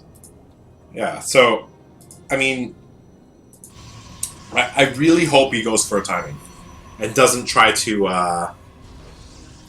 go to the late game without Colossus, because as much as you hate getting Colossus in PvP, they're pretty good. We'll see if he can make this unit composition work. I'm actually very interested to see how the Colossus can actually match up against the Immortals. He's actually producing 2 Colossi at a time. Yeah, that's actually quite common in PvP for there to be double or even late game triple Colossus production. So he's going to be up in Colossus. He's going to be getting that 8, 9, 10 type of territory pretty soon. Now you see how he collapsed those rocks? That allows those Colossi, right? They have a very far range, soon to be, right? And he actually, that's a big mistake. He hasn't even have thermal lances upgraded. I'm actually very surprised. I actually thought he actually. Where's his Robo Bay? He hasn't even. There it is at the top. He actually didn't start it. That's a I don't know if he realizes that. And yeah, that's just a little oversight by him, actually. Not a little. That's actually a major that oversight. could actually cost him. I mean, right here, he's going to wish he could hit those units from afar. But The thing is, the Colossus can stand on top of the Protoss units, so he's trying to build himself a little bit of a barricade to keep the units away from the Colossi. I don't know if that's going to work. I mean, it's gonna interrupt the Zealot AI. Actually, this is actually very good. Actually, that's a good idea. But he's going to realize, like, wait a second, I don't have thermal The lances. Immortals are hitting my buildings, and my Colossus can't hit them. What? We're just... And He's got to realize soon. He's going to realize soon enough that this is like forgetting Stim on Terran units. Yeah, I mean, he needs to see that very quickly, and he notices, oh, wait a second, why am I can't hit him? I'm just waiting for him to realize that something is He's wrong. taking a very big risk moving out like that. He's got a force field here. But, there are Archon... Oh, jeez. Nice time. That Colossus got sniped off, but they're a lot... What in the world? So There's actually a drop in the man. That's why those Colossus were injured. And the Robobay is actually unpowered now, and it actually might get sniped off. If actually one of the DETs focuses it, it's gonna go down. But Top doing a two-pronged attack. and the problem with Colossus is this is sort of like mech. I mean, you can't split up your units. And this reminds me of like a small amount of siege shanks against Marauders. The Marauders just get in there, they close with the siege shanks, they destroy them really quickly, and the siege shanks, when they're split up, they don't do very well. And right now, that Warp Prism at the top side of his base is gonna be so annoying for MaxHead to deal with. The good thing is he just put down a pylon next to his Robobay, so he's probably aware of the fact that his Robobay is unpowered. I mean, he could technically just if he had the Thermal Lance, he could just leave the Robobay unpowered. And there starts Thermal Lance. Very important for him to get the Thermal Lance. Finally realizes, He hey, realizes I need that to get this. He's going to Chrono Boost that thing out as fast as possible. And look at those fingers going hard at work trying to get the upgrade. Yep. And the thing is, I don't know if it's too late. That was actually a colossal mistake. Okay, yeah. You're so funny. Yeah. Pun time with Stim Pro. But, you know, I mean, the Colossus, without the range, they have the same amount of range as an Immortal. And without the range advantage, the Immortals actually can snap them up very quickly. There's actually... Immortals. Eight Immortals on the against... field. Now, the thing is, Immortals actually beat Colossus one-on-one. It's just when you get into those really large-scale battles that it tips the favor of the Colossus. Now, there's a lot of Archons right now as well. These are frontline units that can take a lot of damage. Yeah, as well. actually, Archons, there's no real direct Protoss counter to Archons. Like, Zealots don't do particularly well against them. Stalkers are just bad in general. I mean, Immortals don't get bonus damage against them. Colossus don't really splash a lot of them at the same time. The real counter to Archons is Archons, actually. Yeah. So, It looks like their Archon count is actually quite similar. yeah. Top is up with 10 Immortals versus the 7 Colossi. Now, has he finished? It looks like he's just Almost about to done, and that's going to help him a lot.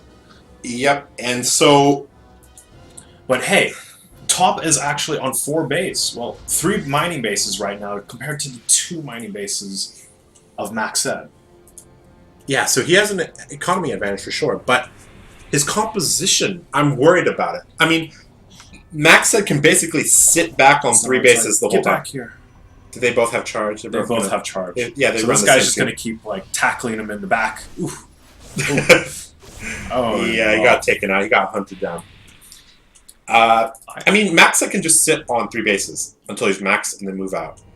And the amount of Colossus that he has, I mean, he has, how many Colossus is there? That's 7 Colossus and probably another 2 about to pop out. So, I'm really worried about... Now, army Top positioning is actually very important as well. Yeah, because he's actually going to take the top route. I think... Oh, here we there's go. a Here's big the big battle. engagement. Lots of Archons, you know, hitting other Archons, and the Immortals just can't close, and the Colossus deals so much damage so quickly, and they do splash damage. That's the key. And Top is on the run.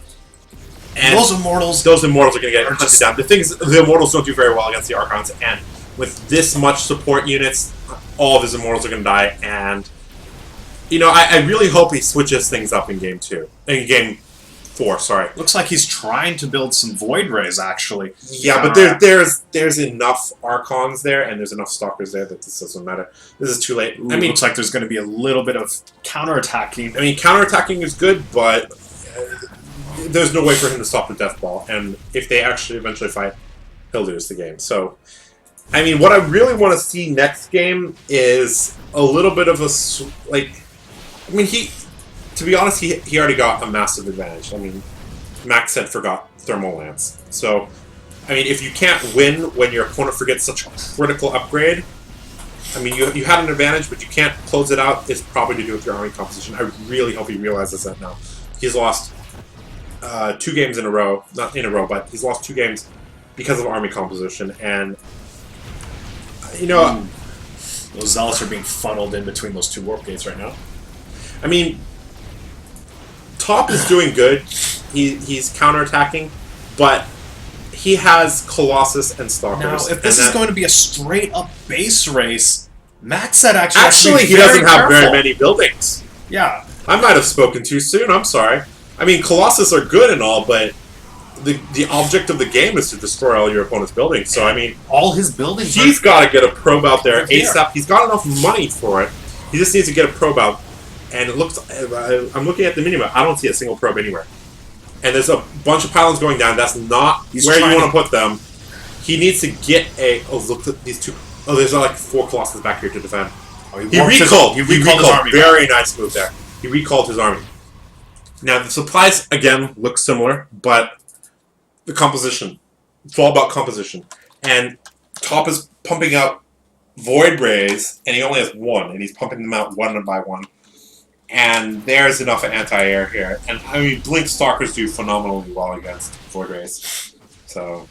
MaxHead is chasing down Top's units, trying to pick off as many units as he can.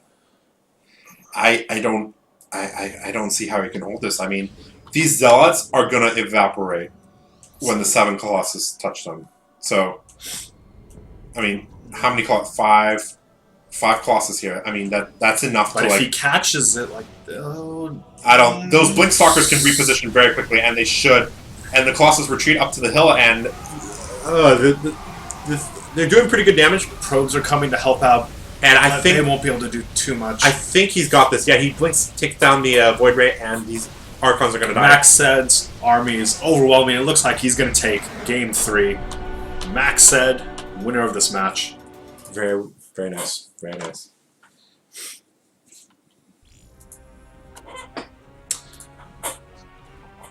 Pretty good game from both players. Yeah. You know, MaxHead making a little bit of a mistake not getting the Thermal Lance, but in the end, he still manages to take it. And I think it just comes down to army composition. In PvP, splash damage is important because you have no way to take out Zealots. And, you know, Immortals are nice, but Immortals don't have 9 range and do splash damage. So... in larger battles, range matters so much. Yeah, range and splash matter a lot. Like, siege tanks are excellent in large fights because, especially when they're in large numbers, because they do splash damage and they have incredible range, and they can have a large amount of buffer units in front of them. And it looks like we're going to be going into Game 4. Game 4. With MaxHead up with 2 games to 1. The map is Whirlwind. Yep. Bigger map. Much bigger map. We'll see most likely going to see, especially since they're actually cross positions, we're most likely going to have a macro game. Yep. So up here, in the top left, we have ZooTop as Blue Protoss. Down 1 game. And on the bottom right, we have MaxHead, who's showing us how Colossi are the kings of PvP. They do quite well. Yeah, Colossus are a good unit. And, you know, he's up 2-1. Got him feeling good. He's got a buffer game. And, you know, if he can take this 3-1, that would be awesome. And, you know, I think MaxHead is actually poised to take it out because this is a macro map. And top is good. Top is good. Yes. But his composition choice in PvP, I'm not so sure about that. I really hope he gets back to the Colossus style. Or on this map, you can also do really heavy counterattacks because of how spread out the bases are and just how big the map is. It takes the Colossus a long time to cross it. And the thing that could be working for him is this map is very wide open. If he fights in the correct position and gets like a flank, if you can actually flank the Colossus with the Immortals, ton of damage. Yeah, very true. You know, Top could have actually put a little bit more pressure early on before the Colossi count hit that critical number. Yep. Because then your Immortals can't really do much, and you've already committed so much to it. So in the beginning, he should have actually put on a little bit more pressure, try to keep the Colossi count down, and he probably should have actually switched out of it when he realized, hey, the Colossi count is getting quite large right now. Yep. Now, I'm curious to see what he's going to do, because this map is a macro map, but it's a wide open macro map.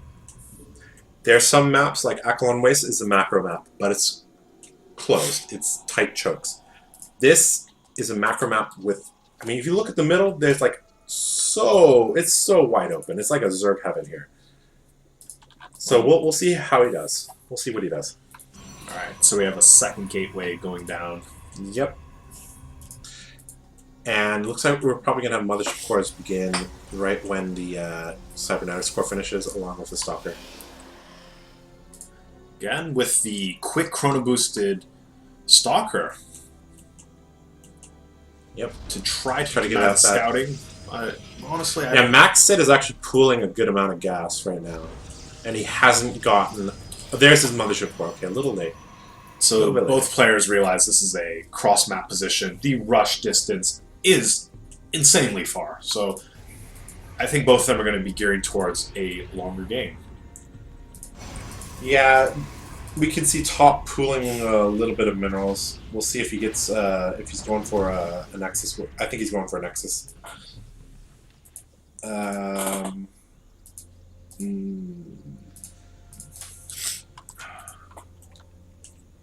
See some chrono boosted sentries as well. It's very interesting that he decides to chrono boost his units out. It's not like there's going to be any early pressure. He could be using that to chrono boost some more probes out and increase his economy.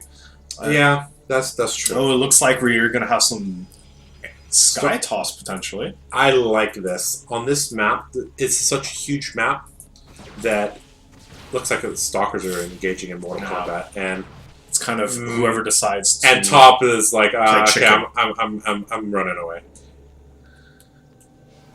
To the Sentry Buddy. But, like I was saying, I like the choice of Phoenix on this map because it is very big. And the way the bases are lined up, you can actually, you know, rotate between those three bases pretty Actually, easily. MaxHead is doing something very smart here. He's actually denying the natural expansion right now because he's kind of zoning it. He's also poking up the front, getting a good idea. It looks like he's going for Oracles. I thought he would go for Phoenix, but I mean, even though he, I mean, when he poked up the ramp, he saw there was like a Sentry and there was a Stalker. Looks like we're going to see some Warp Gate pressure with this pylon over here, along with some Oracle support. But it looks like Nexus behind that. The Mothership Core, I believe it caught sight of it, so he knows what's coming. He knows what's coming. Very nice scout from MaxHead. MaxHead knows exactly what's going to be coming his way. And I think he's going to get out so he's spreading his Stalkers out to try to protect the mineral lines. Yep, 2 Stalkers in each mineral line connection. Here we go. Yep, the Mothership Core sees the Oracle flying across. He knows the exact path that it's going to be taking as well. These Stalkers are going to be more than prepared when this Oracle comes around. These 2 Stalkers can ward off that Oracle pretty easily. Now, what I think is going to happen is this Oracle is going to try to draw some units back here, but little does he know that there's already 3 Stalkers here waiting for him. He actually didn't activate the Pulsar cannon or what? Yeah, Pulsar beam. That was actually very good of him not to activate it. I sometimes see Protoss activate it before they get to the mineral line. Similarly, how Terrans sometimes cloak their Banshee before they even get into the mineral line. So that was good on Top's part to not activate the Pulsar Beam until he got a good read about the status of the mineral line. Trying to find any opening, but there are too many stalkers everywhere, and it looks like he tags them with Revelation, which is pretty nice, but I mean, it's not like a mystery to what the composition is or where the unit's positioned, so... It's a spell that's not commonly used, but basically it will reveal the unit. Yep. It's kind of like they're tracked in a way, for those of you who play Dodo. Yep, basically. Except they don't lose armor. So, you know, okay, now he's producing the Phoenix, so... I mean, these 3 Phoenix are going to give him very good map control, and he's going to be able to get up his natural without too many problems. And MaxHead's Phoenix is actually going to scout the whole base. He's going to see there's 2 gates of Robo, as well as still the Star Gate, and there's no 3rd base as well. So I mean, MaxHead actually knows what's going on right now. So. This game, we actually haven't seen MaxHead go for Fast Colossus. He's actually going Twilight Tech, and he's going Blink. Now, Blink can be good against air, but it depends. Like, if I'm actually very curious if he's going to use Blink defensively or offensively. Is he going to use the Blink to defend against the Phoenix and the Oracles, or is he going to use the Blink to... Templar Archive, which will be scouted out by these Phoenix. Yep, and... None of the Phoenix go down, actually. One of the Phoenixes... a little bit of miss micro there. Stop moving, and one of the Phoenixes gets snapped. It's going to see if he can bring in the Oracle. Pulsar's going to try to do some damage. There's 1 kill, 2 kills, very nice micro. 3 kills. But the Oracle's keep moving in again. Too slow, and the Stalkers pick it off. Now, we can see in the income tab that they're more or less dead even. So it's really... Each player's trying to take a crack at each other, but neither of them are actually doing anything too substantial. So it's really going to come down to late game unit composition that will decide the outcome of this match. I actually think there's going to be a huge mid-game fight actually off 2 bases, because MaxHead is investing in Blink and Storm and 3 gateways. That means he has no plan on expanding anytime soon. Whereas Top actually is taking a 3rd Nexus. So now this is all going to come down to whether he can defend this 3rd Nexus, whether it can pay off, and whether he can defend against the Blink plus Storm combo and the flood of gateway units, which are going to come within the next minute or so through this proxy pylon. Yeah, this proxy pylon is going to... He has... The Top is completely unaware of it. Yeah. Huge gateway force moving out. Ooh. Finally takes sight of it. Looks like he's taking a late 3rd base. So we'll see how this pans out. If the thing is, he has Blink. Psystorm is almost done as well, and just Psystorm finishes. And 1 good Psystorm plus good Blink micro, and you can actually snowball out of control. So we're going to see how this battle ends up as MaxHead is actually crossing the map, heading towards... Is he going to head towards the natural or 3rd base? Does he even know... Okay, now he knows there's a 3rd base. Yeah, he just counted that. So, he looks like he's going to posture up toward the north and join with the reinforcements, Zealots. And this is actually a pretty good place to fight. If you can actually get to the high ground. I don't know if Top is going to let him, though. He does have enough sentries to hold that round. It looks like he's trying to make the entrance to the 3rd base wider to put more pressure on those sentries, because he only has 3. Even though they have full energy, they can only produce so many Psystorms. Phoenix comes out to scout ahead and figure out what he's up against. Blink Stalkers go forward to try to pick off one of the Phoenixes, but to no avail. Now there are 4 Templar in the back. This is very nice timing. And there's a bunch of Psystorms that are going to go down. Right over Whittle out the army. All the sentries have gone down, and I think, wow, that's a lot of Psystorm. I think this timing is just too strong. I think the thing is, the Immortals, their shields are gone. So these Immortals are going to die very quickly. The Immortals are so low. If MaxHead blinks forward and splits his Stalker Fire on 3 of them, all the Immortals are going to die. Now, the Immortals, they're starting to recharge their shields, and there's a couple Archons to tank, and there's Zealots coming in. So this is going to be a really close hold. MaxHead pulls back. Looks like he's going to retreat. Yeah, looks like. But was there any long-term damage done? There wasn't really any damage. It was just trading of some units. He stormed all of the Templar using his Templar. He got all of the Immortals down to like 10 health, but he didn't kill them off. Living up to the name. Right, so MaxHead macroing up a bit. Going back to Colossus, whereas looks like we're gonna kind of see a repeat in a way. It looks like Top is still committing to lots and lots of Immortals. Which, you know, as I said in the beginning of the game, if he's gonna go with all these Immortals, he has to make sure that MaxHead does not get too many Colossi. Because once they get too many Colossi, those Immortals will just melt. MaxHead actually has Storm. That's actually another thing that's different from the first and third game. With Storm, he can actually force, like, unless the Immortals want to eat the whole Storm, they have to micro out of it. And, you know, that can be like 2 or 3 shots lost from the Immortals. MaxHead gets full sight of the army. He's actually He has an using an observer. observer to stop this army. Have you ever seen an Archon target something to kill the observer with the splash damage? No, actually I haven't seen that. But yeah, the splash damage could get it. Like, Ooh. Some Warp Prism play, maybe? Ooh, no, picking up looks some- like he's going to try to flank with the... Nope, looks like he's not going to flank with the... Looks like he's just going to use that Warp Prism for harass. You know, some people, they use the Warp Prisms to drop Zealots or to drop Immortals next to the Colossus. That's a pretty good idea.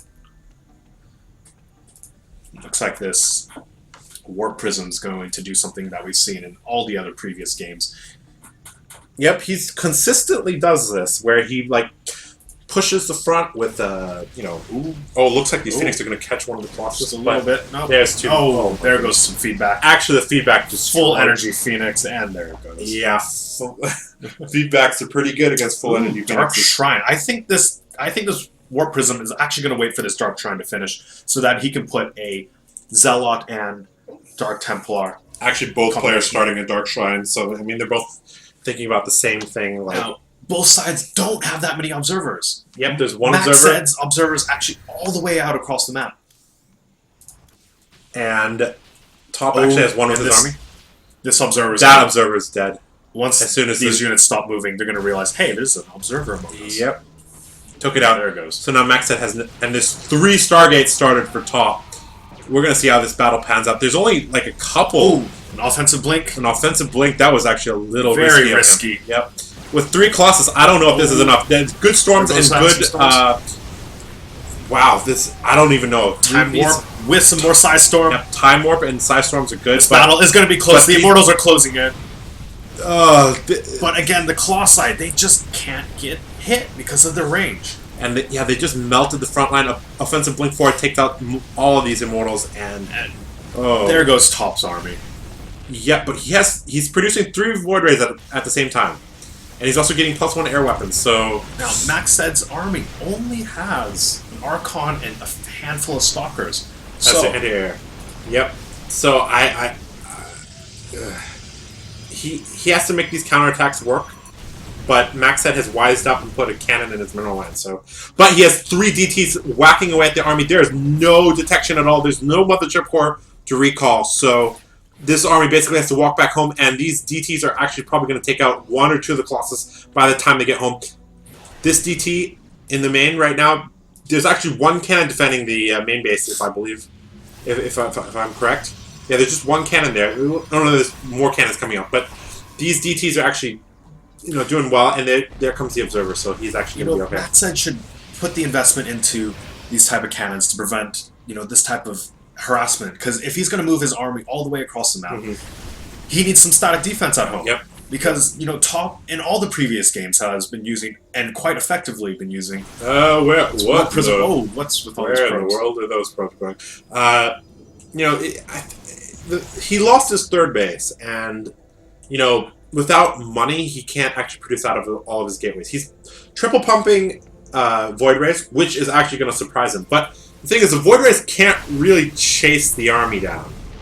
Now he's going to get a good look at these Stargates, and he's going to. There's some Void Race here. And it looks like he has to go with 5 Void Race.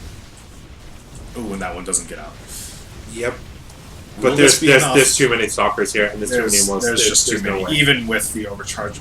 Ooh, they do so much damage, but these Archons just... Stalkers are excellent against armored air units. You know, not as good as Marines, but I mean, they do their job and pretty once well. their prismatic alignment fit, and that's good game. MaxHead is the first qualified player for the first Hong Kong Esports Grand Finals. Very well played from him, taking out ZooToop 3-1, and he will be advancing to the Grand Finals on August 31st. Okay. So very well played, representing China. Yeah. Yep. So we have a confirmed Protoss player in, and he showed that he is a world-class Protoss. He's a world-class Protoss, so keep an eye out for him, especially on August 31st, which is the Grand Finals. Wow. Yeah, very well done. You know, in all the games, except for that one where he lost to Cheese, he looked he looked very good overall. Yeah, he knew what to do at all stages of the game. He knew all the timings. He knew what the scouting meant. His macro was good. His micro was good. His decision making was also very good, and very, very good player. Yeah. The decisions that he made throughout the game, and he chose Colossi like in all these games, and it really panned out.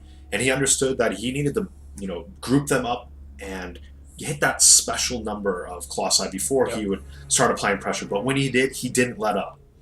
Yep. Also, MaxHead defeated all 3 races on his way here. So, like I said, he's very, very well-rounded. He has very good... We saw his his PVT. He could adapt to the strategies. His PVZ looked very good with the mothership core recalling back, and his PvP looks also good. So yeah, we're just gonna congratulate MaxHead is actually asking if he can go to Hong Kong, and well, the answer to that is yes. He is qualified for it, so he'll be here in Hong Kong. And if you are in town, you will be able to watch him live as well. Yep, on August 31st. So I mean, we still have a couple more qualifiers for North America, Europe, Korea, Taiwan, Southeast Asia, Hong Kong. And we also have a wild card qualifier as well. You can vote on our Facebook page for your favorite pro gamer, and the person with the most votes will be invited as well. Yeah. All right. So right now we want to take the time to thank our sponsors, right? Because without them, this wouldn't be possible. Yep. So we want to thank Mad Cats, Razer, Handy, GG Live TV, which is what you're watching right now, Foot, Orsini, and Sennheiser. Right? Yep. Thank you. So go support them and support esports as well. So, well, that is it for tonight. Well, thank you for tuning in. I'm the boss. And I'm Stims Probe, and you'll probably see us probably the next qualifier. We'll see. Yeah, it's been a pleasure to cast the China qualifiers, and those were incredible games tonight. And we'll make sure we put up the VODs later as well, so you guys can watch. Those were excellent games. All right, and okay, good night. And all right, good night. See ya. Take care.